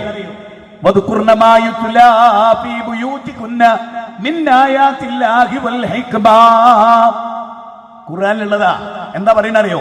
ഒരു മുസ്ലിമിന്റെ വീട്ടിൽ വായിക്കപ്പെടേണ്ടതും ഓർക്കപ്പെടേണ്ടതും ഖുർആനും സുന്നത്തുമാണ്. അല്ല ഖുർആനിൽ പറയാണ് ഒരു മുസ്ലിമിന്റെ വീട്ടിൽ നിരന്തരമായി അല്ലദീന യത്ലൂന കിതാബല്ലാഹ്, അല്ലാഹുവിന്റെ കിതാബ് നിരന്തരമായി വായിക്കുന്ന വീട്. 35-ാം അധ്യായം 29. എന്റെ ചോദ്യം, ജനിച്ചു വീണ കുട്ടി കാർട്ടൂണാ കാണുന്നത്. ജീവിതത്തിൽ 1 മിനിറ്റ് ഒരു ഖുർആനായത്ത് മക്കൾക്ക് ഓതി കൊടുത്തിട്ടുണ്ടോ? എന്നിട്ട് വിലാപം, എന്റെ കുട്ടി കഞ്ചാവിലാണ്, എന്റെ കുട്ടി പ്രേമത്തിലാണ്, എന്റെ കുട്ടി ഒളിച്ചോടുകയാണ്. ഒളിച്ചോടാണ്ടിക്കുവോ? നിങ്ങൾ ഒളിച്ചോടുന്നല്ലേ കാണിച്ചു കൊടുത്ത്? ഒളിച്ചോടാനല്ലേ പഠിപ്പിച്ച്? മൊബൈലിൽ പഠിപ്പിക്കുന്ന എങ്ങനെ ഒളിച്ചോടേണ്ടതെന്നാ, എങ്ങനാ കള്ളുടിക്കേണ്ടതെന്നാ, എങ്ങനാ ഉമ്മാനെ പ്രാപിക്കേണ്ടതെന്നാ, ഉമ്മാനെ പോലും എങ്ങനെയാണ് മകൻ ഉപയോഗപ്പെടുത്തേണ്ടതെന്ന് പഠിപ്പിക്കുന്ന സാധനത്തിന്റെ പേരാ മൊബൈല്. മനസ്സിലായോ? ആലപ്പുഴക്കാരൻ മനു പ്രസാദ് ഈ സി രവിചന്ദ്രൻ എന്ന താന്തോന്നിയുടെ തൊട്ടടുത്തിരുന്നിട്ട് പറഞ്ഞെന്തറിയോ? ഉമ്മാനെ പ്രാപിക്കാം, അമ്മയെ പ്രാപിക്കാം, അമ്മ സമ്മതിച്ചാ മതി. എങ്കിൽ അച്ഛൻ മരിച്ചു വരും വീട്ടില് മൂത്ത ആൺകുട്ടിനെ ഒരു യുക്തിവാദിക്ക് താമസിപ്പിക്കാൻ പറ്റുമോ? അമ്മനോൻ എപ്പോഴാ കയറി പിടിക്കാന്ന് പറയാൻ പറ്റുമോ? അതാ യുക്തിവാദം, അതിനന്ന് വേരോട്ടം. അതാണ് ഫ്രീ തിങ്കേഴ്സ്, അതാണ് ലിബറലിസം. അതിനെതിരാണ് നമ്മുടെ സമ്മേളനം. നമ്മുടെ സമ്മേളനം ജനങ്ങളോട് പറയുന്നത് ധാർമ്മിക ജീവിതത്തിലൂടെ അല്ലാതെ സുരക്ഷിത സമൂഹം ഉണ്ടാവില്ല. നബി സല്ലല്ലാഹു അലൈഹി വസല്ലം പറഞ്ഞ ഏറ്റവും കൂടുതൽ അരക്ഷിതാവസ്ഥ അനുഭവിക്കുക സ്ത്രീകളാണെന്നാണ്. അതുകൊണ്ട് റസൂൽ പറഞ്ഞ ഒരു കാലം വരും, അങ്ങ് സനാരിൽ നിന്ന് ഹദറമൗത്ത് വരെ ഒരു സ്ത്രീക്ക് ഒറ്റക്ക് പോകാൻ പറ്റുന്ന അവസ്ഥ വരും. ഒരു സ്ത്രീയും പീഡിപ്പിക്കപ്പെടില്ല. പക്ഷെ ഇന്ന് ഇന്ത്യയില് ഒരു സ്ത്രീനെ ഡൽഹിയിൽ 6-7 പേര് ചേർന്ന് കൊന്നു. എത്ര സ്ത്രീകളെ കൊന്നു? 2.5 വയസ്സുള്ള കുട്ടി, തെരുവ് കിടക്കുന്ന കുട്ടിയെ വരെ ഈ കേരളത്തിൽ ബലാത്സംഗം ചെയ്യപ്പെട്ടു. സ്വന്തം അമ്മയുടെ കഴുത്തറക്കും, സ്കൂൾ കുട്ടിയെ പീഡിപ്പിച്ചു, കഞ്ചാവ് കൊടുത്ത് അവനെ ലഹരിയിലാക്കി, അവനെ ഡ്രസ്സൊക്കെ അയച്ചിട്ട് ഫോട്ടോ എടുത്തു. എന്തൊക്കെ ഇവിടെ നടക്കുന്നത്? എന്തൊക്കെ ഈ തിരുവനന്തപുരത്ത് എന്തൊക്കെ നടന്നൊരു ബസ് സ്റ്റോപ്പില് അല്ലേ? എല്ലാവർക്കും അറിയാവുന്ന വസ്തുതയാണ്. ഇന്ന് കോളേജിൽ പോകുമ്പോൾ തന്നെ കുട്ടികളുടെ ആവേശം എന്നറിയോ? കള്ളവിടെ കിട്ടും, കഞ്ചാവ് അവിടെ കിട്ടും, പെണ്ണവിടെ കിട്ടും, കത്തി അവിടെ കിട്ടും, കൊട്ടേഷൻ അവിടെ കിട്ടും. ലോകത്തെ എല്ലാ ഹറാമും കിട്ടുന്ന സ്ഥലങ്ങളിൽ ഒന്നാണ് ഇന്ന് സ്കൂളുകൾ. അങ്ങനെയായി മാറി പലതും. ഞാൻ എല്ലാരെ പറ്റി പറയും. എന്റെ കയ്യിൽ അതിന്റെ ഒക്കെ ക്ലിപ്പ് ഉണ്ടായിരുന്നു, അതിട്ട് കേൾപ്പിക്കുകയാണെങ്കിൽ ഞെട്ടിപ്പോകും. സ്കൂളുകളെ ബേസ് ചെയ്തിട്ടാണ് ഏറ്റവും കൂടുതൽ കഞ്ചാവ് വിൽക്കുന്നത്. ആരെങ്കിലും നിഷേധിക്കുമോ? 7 വയസ്സുള്ള കുട്ടി വരെ കഞ്ചാവ് ഉപയോഗിക്കുന്നു. MDMA ഉപയോഗിക്കുന്നു, പെത്തഡിൻ ഉപയോഗിക്കുന്നു, ബ്രൗൺ ഷുഗർ ഉപയോഗിക്കുന്നു, സിന്തറ്റിക് ലഹരികൾ ഉപയോഗിക്കുന്നു. എങ്ങനെ വന്നു ഇത്? എങ്ങനെ വന്നു? നമ്മുടെ കുട്ടികൾ ഒളിച്ചോട്ടം വർദ്ധിക്കുന്നു, കുടുംബ ശൈഥില്യമാകുന്നു. എങ്ങനെ വന്നു? നമ്മുടെ പാഠ്യപദ്ധതികളിൽ പോലും ഇതൊക്കെ പഠിപ്പിച്ചു കൊടുക്കുകയാണ്. ആണാണിനെ കല്യാണം കഴിച്ചോട്ടെ, പെണ്ണിനെ കല്യാണം കഴിച്ചോട്ടെ എന്ന പുതിയ ലിബറലിസം ലോകത്ത് വ്യാപകമാണ്. ചിന്തിച്ചു നോക്ക്. അതുകൊണ്ട് തന്നെ പ്രകൃതി മതമായ ഇസ്ലാം ദാമ്പത്യത്തിലൂടെ ലിതസ്കുനു ഇലൈഹ വജഅല ബൈനകും മവദ്ദതൻ വറഹ്മ ഇന്ന ഫീ ദാലിക ലആയാതിൻ ലിഖൗമിൻ യതഫക്കറൂൻ. ഭാര്യയിലേക്ക് സമാധാനം കേട്ടോ. ഇസ്ലാം പറയുന്നത് എന്തറിയോ? ഭർത്താവ് ജോലി ചെയ്ത് അങ്ങാടി പോയി, പാറക്കുറിയിൽ പണിയെടുത്ത്, കപ്പലിൽ പോയി, ബസ്സിൽ ഡ്രൈവറായി, ക്ലീനറായി, മാർക്കറ്റിൽ മീൻ വിറ്റു, ഇങ്ങനൊക്കെ ജീവിച്ച് ക്ഷീണിച്ച് അവശനായി വേർപ്പ് മണത്ത് ദുർഗന്ധം വമിച്ച് വീട്ടിലേക്ക് കയറി വരുമ്പോ നമ്മൾ പണ്ടൊക്കെ പറഞ്ഞിരുന്നത് എങ്ങനെയാ? ഇങ്ങനെ പറഞ്ഞിരുന്നേ, നിങ്ങളൊന്ന് ചിന്തിച്ചു നോക്കി. പൂമുഖവാതിൽക്കൽ സ്നേഹം വിടർത്തുന്ന പൂന്തിങ്കളാകുന്നു ഭാര്യ. അങ്ങനെ പഠിക്കുന്നത്. ഇന്നോ പൂമുഖവാതിൽക്കൽ സ്നേഹം വിടർത്തുന്ന പൂന്തിങ്കളാകുന്നു ഭർത്താവ്. കാരണം എന്താ? ഓക്കാ ജോലി, ഓനോള് ഓസിക്ക് തിന്നുന്നോനാ ഇന്ന് ഭൂരിപക്ഷം. ഓള് ജോലിക്ക് പോയി ടെക്നോ പാർക്കിന്ന് രാത്രി 8 മണിക്ക് വരുമ്പോ ഓനെന്താ ചെയ്യുന്ന അറിയോ? കോളിംഗ് ബെൽ അടിച്ചപ്പോ പണ്ട് പെണ്ണായും ചെയ്യാ, ഇങ്ങനെ ചെല്ലേണ്ട പെണ്ണിന് പകരം ഓൻ ഇങ്ങനെ ചെല്ലുക. മനസ്സിലായില്ലേ? എന്നിട്ടോ ചേട്ട ചേട്ട എന്ന് പറയേണ്ടതിന് പകരം ചേച്ചി ചേച്ചി. കുളിക്കാൻ വെള്ളെടുത്ത് വെച്ചിട്ടുണ്ട് കേട്ടോ. ആര്? ഭർത്താവ്. ഇന്നത്തെ ലോകം അതാ. നമ്മൾ പണ്ട് പാടിയൊക്കെ അങ്ങനെയാണ് അല്ലേ? എല്ലാം ഹൃദയം കൊണ്ട് എഴുതുന്ന കവിത, പ്രണയാമൃതം അതിൻ ഭാഷ, അർത്ഥം അനർത്ഥമായി കാണാതിരുന്നാൽ, അക്ഷരത്തെറ്റു വരുത്താതിരുന്നാൽ അത് മഹാകാവ്യമാണ്. എല്ലാം മാറി അല്ലേ? എല്ലാം മാറിയില്ലേ? ഇന്ന് പെണ്ണിനാണ് ആധിപത്യം എവിടെയും എവിടെയും. അതുകൊണ്ട് എന്തുണ്ടായി? റഷ്യ ഗോർബച്ചോവ് അദ്ദേഹം പറയുന്നത് എന്താ അറിയോ? പെണ്ണുങ്ങളെ നിങ്ങളെ ജോലിക്ക് പറഞ്ഞേക്കുന്ന കാലത്ത് ഞങ്ങൾക്ക് തോന്നി അതൊരു വലിയ വിപ്ലവ ചിന്തയാണ്. ഇപ്പൊ ഞങ്ങൾക്ക് മനസ്സിലായി ഇസ്ലാം പറഞ്ഞാണ് ശരി. പെണ്ണിന് ജോലി ഉണ്ടായിരുന്നു, അപ്പോൾ ആ ജോലി ഒഴിവാക്കിച്ചു. അതെന്താ? ഏറ്റവും ക്വാളിറ്റിയുള്ള മക്കളെ നിർമ്മിക്കുക എന്നുള്ളതായിരുന്നു അവളുടെ ജോലി. അപ്പണി ഓക്ക് വേണ്ട, നിങ്ങൾ വെച്ചു. പെറ്റിടുക, എന്നിട്ട് വേറെ ആർക്കോ കുട്ടീനെ കൊടുക്കുക. ആ ചെങ്ങായിന്റെ തെമ്മാടിത്തം മുഴുവനും ആ കുട്ടിയിൽ അവന്റെ ലൈംഗികത വരെ ഓൻ പ്രകടിപ്പിക്കുന്ന ലോകത്ത് ഓനെ ഏൽപ്പിച്ചു കൊടുക്കും. കാരണം എന്താ? പ്രസവിച്ചിട്ട് ഒരു 3 മാസമൊക്കെ ലീവ് എടുക്കും, പിന്നെ മുലപ്പാല് കൊടുത്ത് പോവുക, എന്നിട്ട് അവിടെ നിന്ന് നീറുക, സ്കൂളിലിരുന്ന് നീറുക. നീ അമ്മ. നേരെ മറിച്ച് ഗാന്ധിജീന്റെ അമ്മ അങ്ങനെയല്ല, അതുകൊണ്ട് ഗാന്ധിജീനെ കിട്ടി. നെഹ്റുവിന്റെ അമ്മ അങ്ങനെയല്ല, അതുകൊണ്ട് നെഹ്റുവിനെ കിട്ടി. അല്ലെ? തോമസ് ആൽവാ എഡിസന്റെ അമ്മ ശ്രേഷ്ഠതയുള്ള അമ്മയാ. മൗലാന മുഹമ്മദ് അലി ജൗഹറിന്റെ ഉമ്മ, അവരൊക്കെ വീട്ടിലിരുന്ന് മക്കളെ വളർത്തി. അത് തന്നെ ലോകത്തില് പുരുഷനെ വഹിക്കാൻ പറ്റാത്ത വലിയ ജോലിയാ. അതുകൊണ്ട് റസൂൽ എന്ത് പറഞ്ഞേ? അല്ലുമു മദ്രസത്തുൻ. ഇനി ഞാൻ പറഞ്ഞിട്ട് നോക്കുക, ഇന്ന് ജീവിക്കുന്ന ഈ ഇരിക്കുന്ന സ്ത്രീകളിൽ ഒരു മൗലാന മുഹമ്മദ് അലി ജൗഹറിനെ വളർത്തുന്ന ഒരു ഉമ്മ ഉണ്ടാകുമോ? ഞാൻ വെല്ലുവിളിക്കുന്നുണ്ടാവില്ല. കഴിയില്ല നിങ്ങൾക്ക്. നിങ്ങൾ മൊബൈലിൽ വീടിട്ട് കിടക്കുക, നിങ്ങൾക്ക് കഴിയില്ല. ഞാൻ ഒന്നുകൂടി പറയാ, ക്ഷമിക്കണം. മോള് മേലെ റൂമില് കോണി കയറി, മോള് മേലെ റൂം കുറ്റിയിട്ട് വൈഫൈ കണക്ഷൻ ഉണ്ട്. ഓൾ അമേരിക്കയിലുള്ള കാമുകനായിട്ട് ബന്ധം, ലണ്ടനിലുള്ള കാമുകനായിട്ട്, കാനഡയിലുള്ള കാമുകനായിട്ട് ബന്ധം. ഉമ്മാക്കോ ഓട്ടോറിക്ഷക്കാരനായിട്ട് ബന്ധം. അതുകൊണ്ട് മോക്കറിയാം ഉമ്മ ഓട്ടോറിക്ഷക്കാരൻ്റെതാണ്, ഞാൻ ലണ്ടൻകാരൻ്റെതാണ്. ഉമ്മ മോളെയും നോക്കൂല, മോള് ഉമ്മാനെയും നോക്കൂല. മോള് തായോട്ട് ഇറങ്ങൂല, ഉമ്മ മേലോട്ടും കയറൂല. ഇനി ഉമ്മാന്റെ കാമുകം എന്ന് കാര്യങ്ങളൊക്കെ കഴിച്ചു പോയാലും മോള് വരില്ല. ഭക്ഷണം വിളമ്പി വെച്ചാ വരെ 3/4 മണിക്കൂർ വിളിച്ചാലേ പെണ്ണ് തായോട്ട് വരും. ഇന്ന് മുട്ടടിച്ചു തരുന്ന പെൺകുട്ടികളില്ല, പ്ലേറ്റ് കെക്കുന്ന പെൺകുട്ടികളില്ല, ചായ ഉണ്ടാക്കാൻ അറിയുന്ന പെൺകുട്ടികളില്ല. ഇല്ല ഇല്ല ഇല്ല. എന്താ കാരണം? അത് പഠിക്കുക. എന്ത് പഠിക്കുക? എരപ്പനാകാൻ പഠിക്കുക, ചെറ്റത്തരം പഠിക്കുക. ഏട്ടാ പൊന്നുകുട്ടി കോളേജ് പഠിക്കാൻ എന്നിട്ട് പഠിച്ചിട്ട് എന്തേ വന്ന് ഉമ്മാനെയും ബാപ്പാനെയും വേണ്ട, ഞാൻ 1 മാസം കണ്ട കാമുകന്റെ കൂടെ പോവുകയാണ്. കഴിഞ്ഞ ദിവസം ഒരു ബാപ്പയും ഒരു മോളെന്റെ അടുത്ത് കൊണ്ടുവന്നു, ഒരു മുസ്ലിം കുടുംബത്തിൽ നിന്ന് കൊണ്ടുവന്നിട്ട് പറഞ്ഞു, ഇവള് മുറുകിയ പ്രേമത്തിലാണ്. കഴിഞ്ഞ ദിവസം ഞങ്ങൾ ഒരു കത്ത് പിടിച്ചു, ഫോണിൽ ഞങ്ങൾ പിടിച്ചു വെച്ചപ്പോൾ വേറെ വഴിയില്ല. അപ്പൊ കത്തെഴുതി ഒരാളെടുത്ത് കൊടുത്തു വിട്ടു. എന്ത്? ഉമ്മാനെയും ഉപ്പാനെയും കണ്ണ് വെട്ടിച്ച് എന്റെ കൂടെ നീ വരുമോ, നമുക്ക് നല്ലൊരു ജീവിതം തീർക്കാം. ഇതൊക്കെ വായിച്ച് പുളകം കൊണ്ടൊരു പെൺകുട്ടി. ശരിക്കും ചിന്തിക്കണേ, ഈ പെൺകുട്ടിനോട് ഞാൻ ഒറ്റ ചോദ്യമേ ചോദിച്ചിട്ടുള്ളൂ. എടി, അവന് നീ പരിചയപ്പെട്ടിട്ട് എത്ര കാലായി? 1 കൊല്ലം. ഞാൻ ചോദിച്ചു, ഇതാരാ? ഇത് ഉമ്മ. ഉമ്മ നിന്നെ പോറ്റുന്ന എത്ര കാലായി? 22 കൊല്ലം. ഉമ്മാനെ നീ എത്ര കൊല്ലം കണ്ടു? 22 കൊല്ലം. ഈ ഗർഭപാത്രത്തിലാണോ നീ വളർന്നത്? ആ ഒരു 10 മാസം നിന്നെ ചുമന്നത് അവനാണോ? അല്ല, നിന്റെ ഉമ്മയാ. സമ്മതിച്ചോ? സമ്മതിച്ചു. നീട്ട ഡ്രസ് നിനക്ക് കത്തെഴുതുമ്പോ നീ വായിക്കാൻ പഠിപ്പിച്ചത് ഈ ബാപ്പയാ. 22 കൊല്ലം ബാപ്പാനെ സ്നേഹിച്ച നിനക്ക് ബാപ്പാനെ വേണ്ട, 1 കൊല്ലം കണ്ട കാമുകന മതി. ഞാൻ ചോദിച്ചു, ഇത് സ്നേഹ? ഞാൻ പറയുന്നത് കാപട്യാണ്. 1 കൊല്ലം കൊണ്ട് ഒരുത്തനെ ഇത്രമേൽ ഇഷ്ടപ്പെടാൻ മാത്രം എന്തുണ്ടായി? 22 കൊല്ലം സ്നേഹിച്ച, നിബന്ധനയില്ലാതെ സ്നേഹിച്ച ബാപ്പാനെയും ഉമ്മാനെയും വേണ്ട. മക്കളെ, ഒരു മായാ വലയത്തിലാണ് മക്കളെ. എന്നിട്ടോ കാമുകന്റെ കൂടെ പോയി 2 ദിവസം കഴിഞ്ഞ് അവൻ ഒഴിവാക്കി. അവന്റെ കാര്യം കഴിഞ്ഞു. ഒറ്റ ദിവസത്തെ പരിപാടി അവനുണ്ടായിരുന്നുള്ളൂ. ഒറ്റ ദിവസത്തെ പരിപാടി, ഒരു തുള്ളി ഇന്ദ്രിയം, അതേ അവന്റെ ലക്ഷ്യം ഉണ്ടായിരുന്നു. അത് കഴിഞ്ഞു. ഇനി അവൻ പറയും അടുത്ത ബസ്സിൽ ഇജ്ജാട് കയറിക്കോന്ന് കേട്ടോ. ഇന്ന് ഗർഭിണിയാകാത്ത എത്ര പെൺകുട്ടികളുണ്ട് ചിന്തിച്ചോ? 12 വയസ്സ്, 13 വയസ്സ് അല്ലേ? 12 വയസ്സ്, 13 വയസ്സ്, 14 വയസ്സ്, ഇങ്ങനെയാ വയസ്സ്. ഗർഭിണികളാകുകയാണ്. എന്നിട്ട് നമ്മൾ പറയാ 22ാമത്തെ വയസ്സിൽ കല്യാണം കഴിച്ചാൽ മതി. ഏത് കല്യാണോ? 4ാമത്തെ കല്യാണോ? ഏത്? നമ്മുടെ ഇന്ത്യ പറയാണ് 22 മതി. അപ്പൊ 5 ഗർഭം കഴിഞ്ഞിട്ട് മതിന്ന്. അതാണ് അതിന്റെ അർത്ഥം. കോടതി ഏണി വെച്ചു കൊടുക്കുക, കോടതികൾ ഏണി വെച്ചു കൊടുക്കുക. കാരണം കോടതിയിൽ ജീവിക്കുന്നത് യുക്തിവാദികളാണ്. ജഡ്ജിയായിട്ട് വരുന്ന യുക്തിവാദിയാണ്, നിരീശ്വരവാദിയാണ്.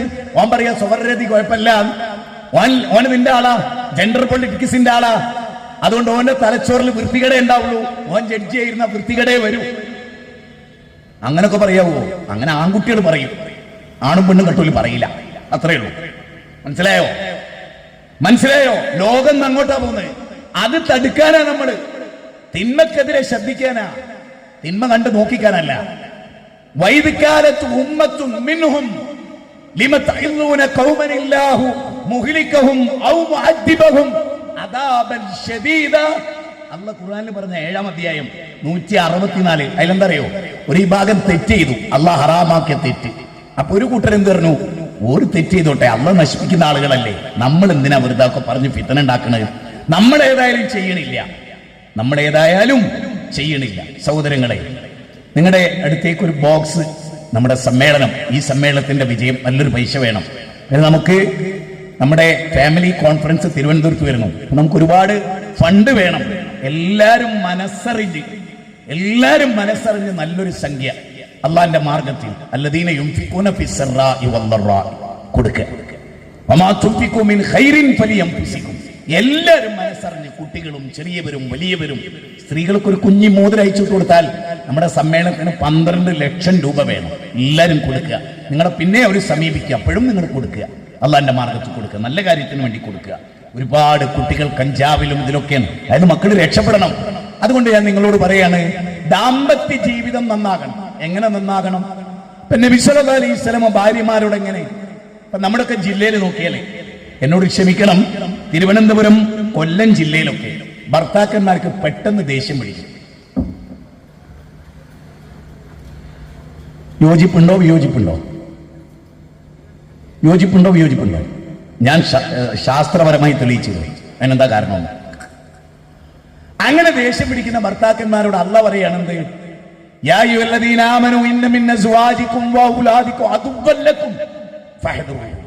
ഖുർആന്റെ 64-ാം അധ്യായം 14. അത് പറയുന്നത് അറിയോ? നിന്റെ ഭാര്യ, നിന്റെ മക്കൾ, അവരിൽ നിനക്ക് ശത്രുക്കൾ ഉണ്ടാവും. അവര് നിന്റെ ഒരു പരീക്ഷണമാണ്. അതുകൊണ്ട് നീ ക്ഷമിക്കുക, വിട്ടുവീഴ്ച ചെയ്യുക, മാപ്പാക്കുക. ഉണ്ടോ? ക്ഷമിക്കാനാ പറയണേ, വിട്ടുവീഴ്ച ചെയ്യാനാ പറയണേ. മാത്രമല്ല, ഒരു കാര്യം ഓർക്കണം, സ്വർഗത്തിൽ ഏറ്റവും കൂടുതൽ അള്ളാഹ്ക്ക് ഇഷ്ടമുള്ള കാര്യം എന്താ അറിയോ? അവിടെ വിളിച്ചു പറയപ്പെടുന്നത് ക്ഷമിച്ചത് കൊണ്ട് സ്വർഗം എന്നാ, നിസ്കരിച്ചത് കൊണ്ട് സ്വർഗം എന്നല്ല, പ്രസംഗിച്ചത് കൊണ്ട് സ്വർഗം എന്നല്ല, പ്രസവിച്ചത് കൊണ്ട് സ്വർഗം എന്നല്ല, സമ്പത്ത് നല്ല മാർഗത്തിൽ ചെലവഴിച്ചുകൊണ്ട് സ്വർഗം എന്നല്ല. പിന്നെന്താ? സലാമുൻ അലൈക്കും ബിമാ സബർതും, ക്ഷമിച്ചത് കൊണ്ട് സ്വർഗം. ഇനി ഞാൻ പറയുന്ന 10 പോയിന്റുകൾ നിങ്ങൾ ശ്രദ്ധിക്കും. നമ്മുടെ മക്കളെ വളരെ ചെറുപ്പത്തിലേ നമ്മൾ എങ്ങനെയാ വളർത്തിയത്? ഒന്ന്, ഇബ്രാഹിം നബി അലൈഹി സ്വലാത്തു വസ്സലാം മകൻ ഇസ്മായിലിനെ വളർത്തിയത് എങ്ങനെയാണ്? ഉലുൽ അസ്മിന്റെ പ്രവാചകന്മാരിൽ ഏറ്റവും മാതൃക 60-ാം അധ്യായം 4-ാമത്തെ വചനം. ഇബ്രാഹിം നബി അലൈഹി ഇസ്ലാമിൽ ഉത്തമമായ മാതൃക ഉണ്ട്. ആ മാതൃകയുള്ള ഇബ്രാഹിം നബി മകനെ കഴുത്തറക്കുന്നു പറഞ്ഞപ്പോ, സ്വപ്നം ഉണ്ട് എന്ന് പറഞ്ഞപ്പോ മകൻ എതിർത്തോ? ഇല്ല, കഴുത്തർത്തോളാൻ പറഞ്ഞു. കാരണം ബാപ്പ ഒരു കാര്യം പറഞ്ഞാൽ അതെനിക്ക് ഉപകാരമുള്ള കാര്യമില്ല, ബാപ്പാക്കല്ല, എനിക്കായിരിക്കും എന്റെ കൂലി. അതുകൊണ്ട് ആ മകൻ പറഞ്ഞ എന്താ, ഉപ്പ നിങ്ങൾ എന്റെ കഴുത്തർത്തോളൂ, എന്നെ ക്ഷമാലുമായിട്ട് കാണുന്ന. ഇനി ഇപ്രാവശ്യത്തെ വലിയൊരുനാളിന് വിഴിഞ്ഞത്ത് ഒരാള് തടിയും വണ്ണമൊക്കെ ഉള്ള ഒരു മകനോട് പറയണം, എടാ ഏതായാലും എനിക്ക് 90 കിലോ ഉണ്ട്, ഒതുഹ്യത്തിന് അന്നങ്ങ് കാച്ചിയാലോ? അപ്പൊ ചെക്കൻ പറയും, ഞാൻ അങ്ങ് വെള്ളക്കടവെന്ന് കൊട്ടേഷൻ പാർക്കിൽ നിന്ന് കൊണ്ടുവരും. ഹമുക്കേ ജിന്റെ തന്തയാ? നേരെ മറിച്ച് ഇബ്രാഹിം നബി പ്രസംഗിച്ചപ്പോ പറഞ്ഞപ്പോ മകൻ എതിർത്തില്ല. കാരണം മകൻ അറിയാം ബാപ്പ വെറുതെ സ്വപ്നം കാണൂല. കാരണം ബാപ്പാനെ അത്ര വിശ്വാസ. ബാപ്പാന്റെ കയ്യും പിടിച്ചു പോയാളാ. മിനയിലേക്ക് വേഗം നടക്കുകയാണ് കഴുത്തറക്കാൻ. ഉടനെ കഴുത്തന്റെ തറുക്കൂ ബാപ്പ, ഉടയോൻ പാട്ടിന് കേട്ടിട്ടുണ്ടാവും. അങ്ങനെ ഇസ്മായിൽ ബാപ്പാനെ കണ്ടു വളർന്ന ആളാണ്. നമ്മുടെ ബാപ്പാനെ മാതൃകയാക്കാൻ നമുക്ക് ബാപ്പയിൽ ഒന്നുമില്ല. ജനിച്ചു വീണപ്പോ തന്നെ സ്മോക്കറായിട്ടാണ് കണ്ടത്, ചെയിൻ സ്മോക്കർ. അത് കഞ്ചാവായിരുന്നോ വീഡിയോ ആയിരുന്നോ ദിനേശ് ആയിരുന്നോ കുട്ടിക്ക് ഓർമ്മയില്ല. എന്തായാലും കുട്ടിക്ക് നല്ല പുക കിട്ടി, അതുകൊണ്ട് ഓനും ചെയിൻ സ്മോക്കറായിട്ടാണ് വളർന്നത്. നേരെ മറിച്ച് ബാപ്പ തീരെ വലിക്കണില്ല. മകൻ വലിക്കൂല, ഞാൻ തീരെ വലിച്ചിട്ടില്ല. എന്റെ ഉപ്പ ജീവിതത്തിൽ കാണിച്ചു തന്നിട്ടില്ല.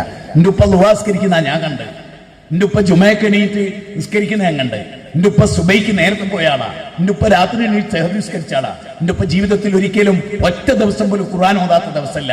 അത് കണ്ടു വളർന്ന ആളാണ് ഞാൻ. അതുകൊണ്ട് ഞാൻ ഖുർആൻ പഠിച്ചു, എന്റെ അനുജൻ ഖുർആൻ പഠിച്ചു, ഞങ്ങളുടെ മക്കളൊക്കെ ഖുർആൻ പഠിച്ചു. എന്താ കാരണം? ഞങ്ങൾ കണ്ടത് അതാ. നമ്മുടെ വീട്ടിൽ എന്തുണ്ട്, ബാപ്പ എന്ത് ചെയ്യുന്നു? യാ ബുനയ്യ, എന്റെ മോനെ നിസ്കരിക്കണേ മോനെ.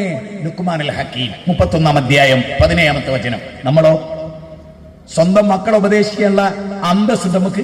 അപ്പൊ മകന് ബാപ്പാനോട് പറയും, നിങ്ങൾ പോയി പണി നോക്കി, നിങ്ങൾ ജീവിതത്തിൽ നിസ്കരിച്ചിട്ടുണ്ടോ? ഉമ്മ നിസ്കരിച്ചിട്ടുണ്ടോ? പിന്നെ എന്തിനാ നിങ്ങൾ എന്നോട് പറയുന്നത്? അപ്പൊ കുഴപ്പക്കാരാരാ? മാതാപിതാക്കളാണ്. നല്ല വസ്ത്രം ഉമ്മ ധരിച്ചിട്ടില്ല. ഇപ്പൊക്കെ നിങ്ങൾ കണ്ടോ, ടൈറ്റ് ജീൻസ് ഇട്ട ഉമ്മ, ടൈറ്റ് ജീൻസ് ഇട്ട അമ്മ. ഞാൻ ഉറപ്പിച്ചു പറയും, ആ കുട്ടി പിഴച്ചിട്ടില്ലെങ്കിലേ അത്ഭുതം. ഉറപ്പിച്ചോ?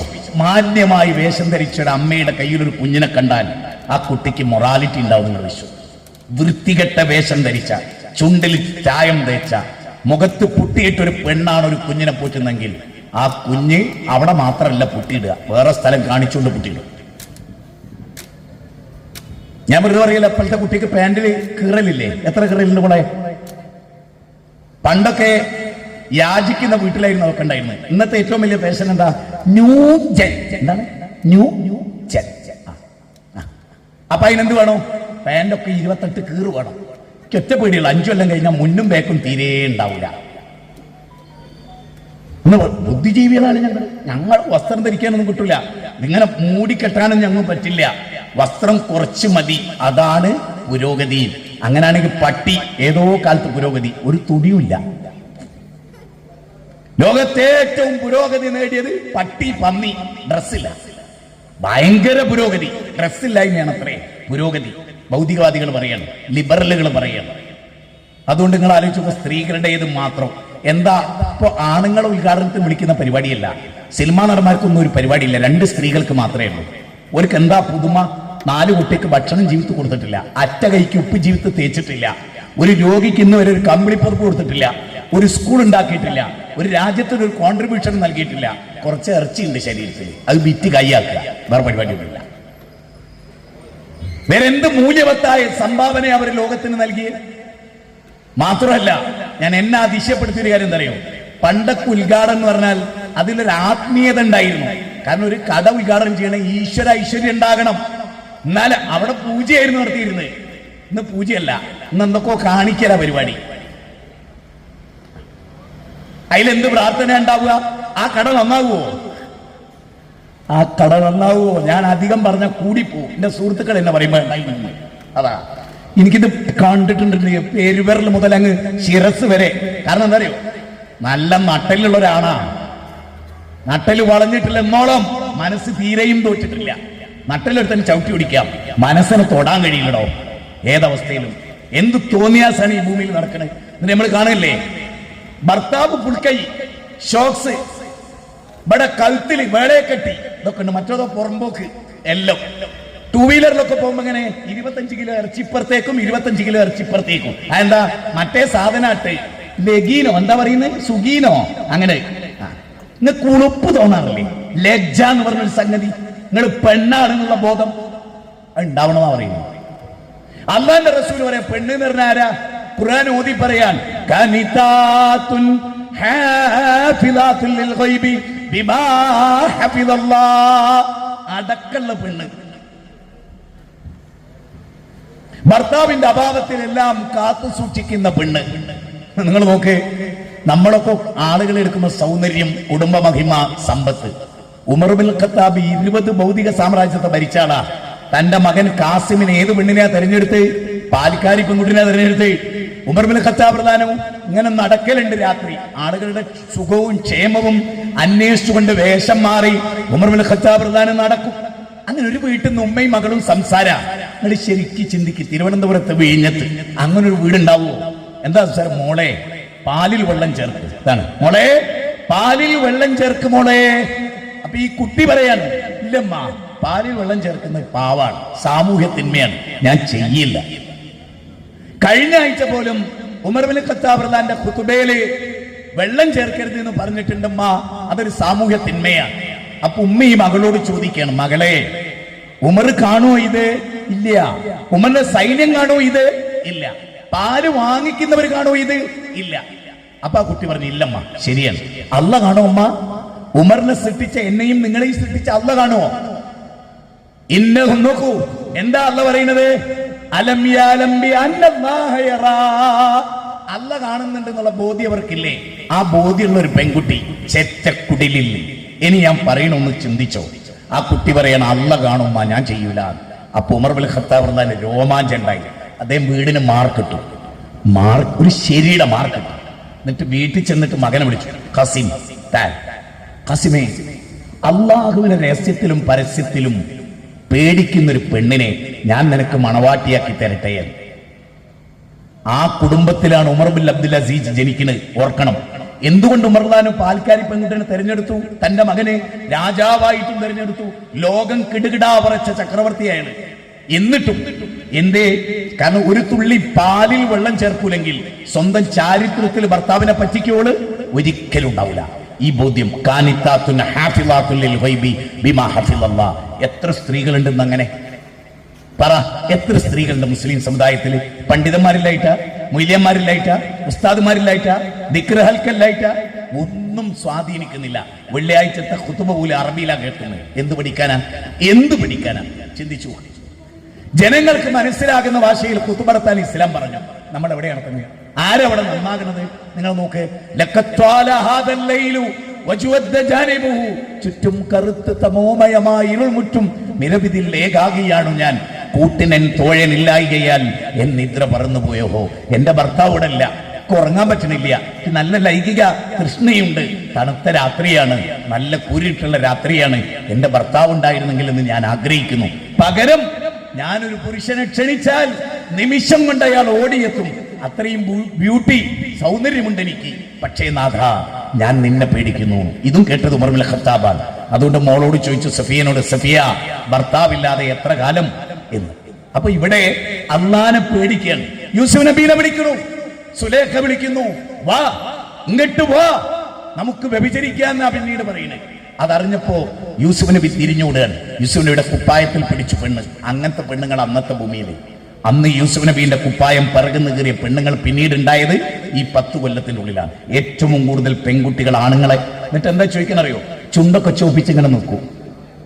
ഒരു നല്ല ആൺകുട്ടിയിലൂടെ ഇങ്ങനെ പോയാൽ നോക്കിയിട്ടില്ലെങ്കിൽ പോയിട്ട് അവന്റെ കോളർ പിടിച്ചിട്ട്, ഈ ആണാ ഇത്ര ചോന്ന ചുണ്ട് കണ്ടിട്ട് നോക്കാത്ത ബലാലെ പെണ്ണ് അങ്ങോട്ട് പോയി പിടിക്കുക. ഏറ്റവും കൂടുതൽ കൊല്ലുന്നതെന്ന് പെണ്ണാണ്, അതും അതിക്രൂരമായി. ഓമന എന്ന് പറഞ്ഞൊരു ഡോക്ടർ വെട്ടി നുറുക്കി കാമുകനെ പോളിത്തീൻ കവറിലാക്കി. അങ്ങനെ ഒരു സംഭവം ഒരു പുരുഷൻ ചെയ്തിട്ടില്ല. മനസ്സിലായിക്കൂടെ?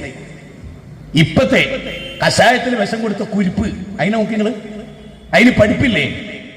പഠിപ്പുണ്ട്, പക്ഷെ അത് കുരുപ്പാ. അതുകൊണ്ടാണ് കൊന്നത്. ഇനി ജോലി, ഓമന ഒക്കെ. എത്ര പെണ്ണുങ്ങളാണെന്ന് ഏറ്റവും ശാസ്ത്രീയമായ കുറ്റകൃത്യം. ആണിനേക്കാളും കുറച്ച് പഠിപ്പ് കൂടുമ്പോ ആ പെണ്ണ് ചെയ്യുന്ന കൂത്താട്ടത്തിന് ഇന്ന് ലോകത്ത് തുല്യമല്ല. കഞ്ചാവ്, കള്ള്, തോന്നിയാസം, ബാംഗ്ലൂരൊക്കെ നടക്കുന്ന തോന്നിയാസത്തിന് വല്ല അതിലുണ്ടോ? പെൺകുട്ടികൾ കാണിക്കുന്ന കൂത്താട്ടത്തിന് 500 രൂപ എടുത്ത ശരീരം കൊടുക്കുന്ന അവസ്ഥയിൽ അന്ന് പെൺകുട്ടികൾ. അത്ര മോശമാണ്. അതുകൊണ്ട് സ്വന്തം വീട്ടിൽ ശരിക്കും മക്കളെ പഠിപ്പിക്കണം. ആണായാലും പെണ്ണായാലും അവർക്ക് കൃത്യമായ മാതൃക കൊടുക്കണം. ഫാമിലി കോൺഫറൻസ് അതാ പഠിപ്പിക്കുന്നത്. ഇപ്പൊ ബാപ്പ ഉമ്മ ചേന്ന് പോലും അവരോട് പറയരുതെന്നാ. കട്ടപ്പനയിൽ അമ്മയെ കെട്ടിയിട്ട് ബലാത്സംഗം ചെയ്തു. ജന്മം നൽകിയ മാതാവിനെ താമരശ്ശേരിയിൽ ഞങ്ങളുടെ ജില്ലയിൽ കഴുത്തറുത്തു കൊന്നു. ആ മകന് മഹർ വരെ വാങ്ങിവെച്ചിരുന്ന ഉമ്മ. കഞ്ചാവാണ് അതിന് കാരണം. ചിന്തിക്ക്. ഹമീദ് കല്ലാച്ചിയിൽ സ്വന്തം ഉമ്മാനെ അമ്മിക്കുട്ടി കൊണ്ട് തലക്കടിച്ചു കൊന്നു. എന്താ കാരണം? വക്കല്ലാ റബ്ബുക പഠിക്കാത്തതുകൊണ്ട്. ചേന്ന് പറയരുതെന്ന് പറഞ്ഞാൽ അവൻ ഠേ എന്ന് തലക്കടിച്ചതാണ്. കാരണം ഉസ്താദുമാര് ഖുർആൻ പഠിപ്പിക്കില്ല, ഖുർആൻ ഓതില്ല, അറബിയിൽ ഖുതുബ നടത്തും. മുന്നിൽ വന്നവൻ ഇങ്ങനെ കേലി ഒലിപ്പിച്ച് കുത്തിരിക്കും. കാരണം 4-5 ദിവസം ജോലി ചെയ്തതിന്റെ ആകെ കിട്ടുന്ന ഒരു സമയം വെള്ളിയാഴ്ച 1 മണിക്കൂർ. അതിങ്ങനെ കൂർക്കങ്ങ് കേൾക്ക വയനാട്ടില്. നേരെ മറിച്ചൊരു മുജാഹിദ് പള്ളിയിലോ ഞാൻ ഈ വീഴം പള്ളിയിൽ ഖുതുബ നടത്തി. കേട്ട മനുഷ്യർ ചിന്തിക്ക് ഉപകാരപ്പെട്ടില്ലേ എന്ന്. മുജാഹിദ് പ്രസ്ഥാനം നിങ്ങളെ നന്നാക്കാമെന്ന പ്രസ്ഥാനമാണ്, വിസ്ഡം ഇസ്ലാമിക് ഓർഗനൈസേഷൻ. ഇതിന്റെ എല്ലാ രംഗത്തും ഈ ശുദ്ധീകരണമാണ്. ഉപ്പ ഉമ്മ അവർ വൃദ്ധസദനത്തിൽ മറ്റു പ്രസ്ഥാനത്തു നിന്ന് കൂടുതലാ ഇസ്ലാമിൽ ഒഴികെ. എന്താ കാരണം? അത്രമേൽ പഠിപ്പിക്കപ്പെടുന്നുണ്ട്. മാതാപിതാക്കൾ ആദരിക്കപ്പെടേണ്ടവരാണ്, അംഗീകരിക്കപ്പെടേണ്ടവരാണ്. അല്ലെ, ഉവൈസുൽ ഖർണിയെ കണ്ടാൽ നിങ്ങൾക്ക് വേണ്ടി ഇസ്തിഗ്ഫാർ നടത്താൻ അദ്ദേഹത്തോട് ദുആ ചെയ്യാൻ പറയണം. അദ്ദേഹത്തിന്റെ ദുആ അല്ലാഹു തട്ടുകയില്ല. എന്താ കാരണം? ഉമ്മാക്ക് ഏറ്റവും കൂടുതൽ ഖിദ്മത്ത് എടുത്ത മോനാത്. മനെ കൊന്ന മോനല്ല. ഉമ്മ ചോറിലേക്ക് നോക്കിയാൽ ആ ചോറ് പിന്നെ തിന്നാത്ത ആളായിരുന്നു സൈനുൽ ആബിദീൻ എന്ന് പറഞ്ഞാൽ അലിയാർ തങ്ങളുടെ പേരക്കുട്ടി. നിങ്ങൾ ആലോചിച്ച് നോക്കിക്കേ. ഉമ്മ ചോറിലേക്ക് നോക്കിയത് ഉമ്മന്റെ കണ്ണ് പതിഞ്ഞു. അതുകൊണ്ട് ഉമ്മാക്ക് ഇഷ്ടമായിട്ടുണ്ടാവും, ആ ഭാഗം എനിക്ക് വേണ്ട. ഉമ്മാന്റെ കാല് തടവി കൊടുത്തു അബ്ദുല്ലാഹി മുബാറക്. നേരം പുലരുന്നവരെ തഹജ്ജുദ് നിസ്കരിക്കാതിരുന്നപ്പോൾ ജ്യേഷ്ഠൻ ചോദിച്ചു എന്താ നിസ്കരിക്കാത്തത്? അതിനേക്കാൾ പുണ്യമാണ് ഉമ്മാന്റെ കാല് തടവൽ. അങ്ങനെ വിശ്വസിച്ചൊരു മത ഇസ്ലാം. സുന്നത്ത് നിസ്കരിക്കും ഉമ്മ വിളിച്ചാ വിളി കേൾക്കണം. ജുറൈജിന്റെ കഥ പറയുന്നിടത്ത് റസൂൽ ഹദീസ് പറയാ, ഉമ്മ നിങ്ങൾ സുന്നത്ത് നിസ്കരിക്കും ഉമ്മ മോനെ എന്ന് വിളിച്ചാൽ ഉമ്മ ഞാൻ സുന്നത്ത് നിസ്കാരത്തില്ല എന്ന് മാത്രം പറയാം. അത്ര പ്രാധാന്യമാണ് ഉമ്മാക്ക്. എന്നോ ഉമ്മാനോട് പോ തള്ളേ പോ തന്തേ ഉമ്മ മോളിന്ന് വിളിക്കുന്നുണ്ട്. അലക്കാൻ വിളിച്ചു, കുളിക്കാൻ വിളിച്ചു, തക്കാളി എറിയാൻ വിളിച്ചു, മോള് പോയില്ല. അറ്റ്ലീസ്റ്റ് അവസാനം ഉമ്മ പറഞ്ഞു ഞാൻ ഉണ്ടാക്കി വെച്ച ചോറെങ്കിലും തിന്നാൻ വാ മോളെ. എത്ര കുട്ടികൾ വരും വിളിച്ചാല് ചിന്തിച്ചു നോക്ക്. അങ്ങനെയാണ് നമ്മുടെ പെൺകുട്ടികൾ. ഞാൻ പറയുന്നത് കുട്ടികളെ അമ്മിമ്മൽ വെച്ചിട്ട് മുളകരപ്പിക്കണം, ഒലക്കയിൽ വെച്ചിട്ട് ഉരലുലക്ക ഉപയോഗിച്ചിട്ട് അവരെ കൊണ്ട് നെല്ല് കുത്തിക്കണം. എല്ലാ പണി മുട്ടടിച്ചു വാൻ രാവിലെ തന്നെ എണീച്ചിട്ട് നിസ്കരിക്കാൻ പറയാം. പല്ല് തേച്ച് ഒന്നുമെടുത്ത് നിസ്കരിച്ചിട്ട് മുട്ടടിച്ചു തരാൻ പറയാം. ഉമ്മാക്ക് മുട്ടടിച്ചു വരേണ്ട ഒരു അവസ്ഥ പെൺകുട്ടികളും ആൺകുട്ടികളുണ്ടെങ്കിലും വരില്ല. ആൺകുട്ടിക്ക് അടിക്കുക, പെൺകുട്ടിക്ക് അടിക്കുക. അവനാന്റെ ടോയ്ലറ്റ് കഴുകാൻ, അവനാന്റെ ബെഡ് വൃത്തിയാക്കിയിടാൻ കിടന്നിട്ട് ചുരുട്ടി എല്ലാം വൃത്തികേടാക്കിയിട്ടാ സ്കൂളിൽ പോവുക. ചിരിച്ചിട്ടൊന്നും കാര്യമില്ല. നിങ്ങളുടെ എല്ലാം ഉമ്മ വേലക്കാരിയാ. എന്നിട്ടോ ഓള് പ്രസവിച്ച അതിനെയും നോക്കുന്നതും അതിന്റെ കാഷ്ടം കോരുന്നു ഉമ്മന്നെ. 8 എണ്ണത്തിന്റെ കോരി. എന്നിട്ടാണ് പേരക്കുട്ടികളത് മുഴുവൻ. ആ ഉമ്മാന്റെ മനസ്സെങ്ങാനും ഒന്ന് പ്രാർത്ഥിച്ചു പോയാൽ അത് മതി, ലോകം അവസാനിക്കുന്നവരെ ശാപം. അതുകൊണ്ട് മനസ്സിലാക്കുക, ഇൻഷാ അല്ലാഹ് ഫെബ്രുവരി 23 അല്ലാഹ് തൗഫീഖ് ചെയ്ത പുത്തരി കണ്ട മൈതാനം വിറവിറക്കി ഇൻഷാ അല്ലാഹ്. അവിടെ നിങ്ങളോടൊക്കെ നമുക്ക് പറയാനുള്ളതെന്നറിയോ? നിങ്ങൾ അവിടെ വരിക. ഹുസൈൻ സെൽഫി ഉണ്ടാവും, PN അബ്ദുൽ ലത്തീഫ് മദനി ഉണ്ടാവും, TK അഷ്റഫ് സാഹിബ് ഉണ്ടാവും. നല്ല ഉജ്ജ്വലമായ പ്രസംഗം നിങ്ങൾക്ക് അവിടെ കേൾക്കാം. എനിക്ക് നിങ്ങളോട് ഈ സംഘാടകരോട് പറയാനെന്നറിയോ? ഇന്നു മുതൽ ഉറക്കൊഴിഞ്ഞ് ഒറ്റ ദിവസമില്ലാതെ എല്ലാ നിലക്കുള്ള വർക്ക് നടത്തുക. നോട്ടീസ് ഒട്ടിക്കുക, പോസ്റ്റർ എഴുതുക, വീട് വിടാന്തരം കയറി ഇറങ്ങുക.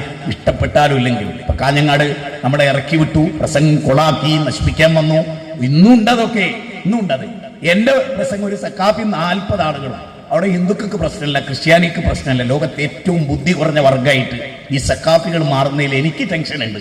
സക്കാഫി എന്ന് പറഞ്ഞാൽ സംസ്കാരമുള്ളവനാണ്, പക്ഷെ തീരെ അത് കാണാത്തത് അവരിലാകുന്നു എന്ന ദുഃഖം വല്ലാത്ത ദുഃഖമാണ്. പോലീസുകാർ ചോദിച്ചു മുജാഹിദ് ബാദുഷാഹി ഇവിടെ പ്രസംഗിച്ചോട്ടെ, ഞങ്ങൾ പെർമിഷൻ കൊടുത്താ. അയാളെ ഖുർആന ഉദ്ധരിക്കുന്നത്, അധ്യായം ഉദ്ധരിക്കുന്നുണ്ട്, വചനം ഉദ്ധരിക്കുന്നുണ്ട്. എന്നൊരു സുരേഷ് എന്ന SI പറഞ്ഞു ഞാൻ എന്റെ ജീവിതത്തിൽ ഇങ്ങനെ പ്രസംഗം കേട്ടിട്ടില്ല. അധ്യായവും വചനവും ഉത്തരം തെറ്റാതെ പറയുന്നേ. എന്നിട്ട് ചോദിക്കണം ഇല്ലാരോട് ആ പറഞ്ഞതിൽ നീ തെറ്റുണ്ടോന്ന്. ഇല്ല, എന്നാ വിട്ട വണ്ടിയിലെ കാലിനെ മുട്ടടിച്ച് ഞാൻ പൊട്ടിച്ചോളുന്നു. സക്കാഫി ഒറ്റ പോക്കാട് പോയി. അതുകൊണ്ട് ഭംഗിയായിട്ട് പ്രവർത്തിക്കുക, പേടിക്കാണ്ടിരിക്കുക. ഓരോ ഓലപ്പാമ്പിനെയും പേടിക്കരുത് കേട്ടോ. അള്ളാഹു നമുക്ക്, ഞാൻ പറയുന്നത് എന്താ വെച്ചാൽ, ഒരുപാട് കാലമായി വിഴിഞ്ഞത്തൊക്കെ പ്രസംഗിച്ചിട്ട് തന്നെ ഞാൻ മാത്രമല്ല ഒരുപാട് ഗ്യാപ്പ് വന്നിട്ടുണ്ട് ഇവിടെയൊക്കെ ദൈവത്തിന്. ഇവിടുത്തെ എല്ലാ ഭാഗത്തും വെക്കണം. കാരണം ഏറ്റവും കൂടുതൽ അന്ധവിശ്വാസവും ശിർക്കും ഒക്കെ ഉള്ള നാടാ അത്. അതുപോലെ കഞ്ചാവും എല്ലാം എല്ലാ നാട്ടിലുണ്ട് എല്ലാം. അതുകൊണ്ട് അത് ഇല്ലാതാകണം. നമ്മുടെ ലക്ഷ്യം അവർ സംസ്കരിക്കപ്പെടണം. ഖുർആനും സുന്നത്തും പഠിക്കുന്ന സമൂഹമാകണം. അതിനുവേണ്ടിയാണ് നമ്മൾ പ്രസംഗിക്കുന്നത്. ഞാൻ അവസാനിപ്പിക്കുകയാണ്. നാളെയും മറ്റന്നാള് ശംഖുമുഖത്ത് വലിയൊരു പരിപാടി, ഒരു ടേബിൾ ടോക്ക് നടക്കുന്നുണ്ട്. വ്യത്യസ്ത ആളുകളുണ്ട്, രാഷ്ട്രീയക്കാരും ചിന്തകന്മാരും പ്രമുഖരും എല്ലാവരും പ്രബോധകരും ഒക്കെ സംഗമിക്കുന്ന ശംഖുമുഖത്തെ പരിപാടിയിൽ എല്ലാവരെയും കൂട്ടിയിട്ട് വരിക വൈകുന്നേരം 4:30. അതുപോലെ 23 നടക്കുന്ന സമ്മേളനത്തിലേക്ക് നിങ്ങളൊക്കെ നിങ്ങളുടെ കുടുംബത്തിലും കൂട്ടുകാരികളും ഒക്കെ ക്ഷണിക്കുക. ഒരിക്കലും നഷ്ടമാവില്ല ആ പ്രോഗ്രാം എന്നവരെ പറഞ്ഞ് മനസ്സിലാക്കി കൊടുക്കുക. അതിനനുസരിച്ച് ഭംഗിയായിട്ട് പ്രവർത്തിക്കുക. ഇതിന്റെ ഫണ്ട് കാര്യങ്ങളൊക്കെ അതിലുപരി മനസ്സ് തട്ടി റഹ്മാനായ റബ്ബിനോട് പ്രാർത്ഥിക്കുക. ഞങ്ങളുടെ ഈ പ്രബോധന സംരംഭം നാഥ നീ വിജയിപ്പിച്ചു തരണമേ. മക്കളോട് ഏറ്റവും നന്നായി പെരുമാറാനും മക്കളെ ദീന് പഠിപ്പിക്കാനും മാതാപിതാക്കളെ ആദരിക്കാനും ബഹുമാനിക്കാനും ഒക്കെ കഴിയുന്നവരാക്കി ഞങ്ങളെ നീ മാറ്റണമേ. ഏകദൈവ വിശ്വാസം ജനങ്ങളോട് കറയില്ലാതെ പറയുന്ന സജ്ജനങ്ങളിൽ നീ ഞങ്ങളെ ഉൾപ്പെടുത്തണമേ നാഥ എന്ന് നമ്മൾ പ്രാർത്ഥിക്കാം. എല്ലാം ഹൈറാവട്ടെ. നാളെ നമ്മുടെ പ്രവർത്തകരുടെ സംഗമമുള്ള വിവരം നിങ്ങൾക്കൊക്കെ അറിയാം. അതിന് ഉത്തരവാദിത്തപ്പെട്ടവർ അത് MES ആൾ തിരുവനന്തപുരത്ത് ആ മീറ്റിംഗിൽ കൃത്യസമയത്ത് എത്തിച്ചേരാൻ ശ്രമിക്കുക. എല്ലാ നന്മയിലും മുന്നേറുക. അള്ളാഹു നമുക്ക് തൗഫീക്ക് ചെയ്യട്ടെ. പ്രയാസപ്പെടുന്നവർക്ക് അള്ളാഹു ശമനം നൽകട്ടെ. ബഹുമാന്യനായ ഹാരിസ് ബിൻ സലീം അസുഖം ബാധിച്ച് അല്പം വിശ്രമത്തിലാണെന്ന് നിങ്ങൾക്കറിയാം. അദ്ദേഹത്തിന്റെ അസുഖം എളുപ്പത്തിൽ ലഘൂകരിച്ച് കിട്ടി പ്രബോധനത്തിന്റെ ഗോതയിൽ വീണ്ടും സജീവമാകാൻ കഴിയട്ടെ നമ്മൾ പ്രാർത്ഥിക്കുക. ഒരുപാട് ആളുകൾ പ്രയാസപ്പെടുന്നുണ്ട്, ദാരിദ്ര്യമുള്ളവരുണ്ട്, കടബാധ്യത ഉള്ളവരുണ്ട്. അവർക്കൊക്കെ അള്ളാഹു ലഘൂകരണം നൽകട്ടെ. ഫലസ്തീനികൾക്ക് അള്ളാഹു സമാധാനം നൽകട്ടെ. ലോസ് ഏഞ്ചലൻസിലും അതുപോലെയുള്ള ഇടങ്ങളിലും ഒരുപാട് പ്രയാസപ്പെടുന്നവരുണ്ട്. അവർക്കൊക്കെ അള്ളാഹു പ്രയാസം ദൂരീകരിച്ചു കൊടുക്കട്ടെ. ഈ ദഅവത്ത് ഭംഗിയായി നടക്കാൻ അള്ളാഹു തൗഫീഖ് ചെയ്യട്ടെ. റബ്ബനാ തഖബ്ബൽ മിന്നാ ഇന്നക അൻത സമീഉൽ അലീം വതുബ് അലൈനാ ഇന്നക അൻത തവ്വാബുർ റഹീം. റബ്ബനാ ഇഗ്ഫിർ ലനാ വലിഇഖ്വാനിന الذين سبقونا بالإيمان ولا تجعل في قلوبنا غلا للذين آمنوا ربنا إنك رؤوف رحيم. ربنا آتنا في الدنيا حسنة وفي الآخرة حسنة وقنا عذاب النار. وصلى الله وسلم على نبينا محمد وآله وصحبه أجمعين والحمد لله رب العالمين. السلام عليكم ورحمة الله وبركاته. ഒരല്പ സമയം കൂടി ഇരിക്കണം, എഴുന്നേൽക്കണം.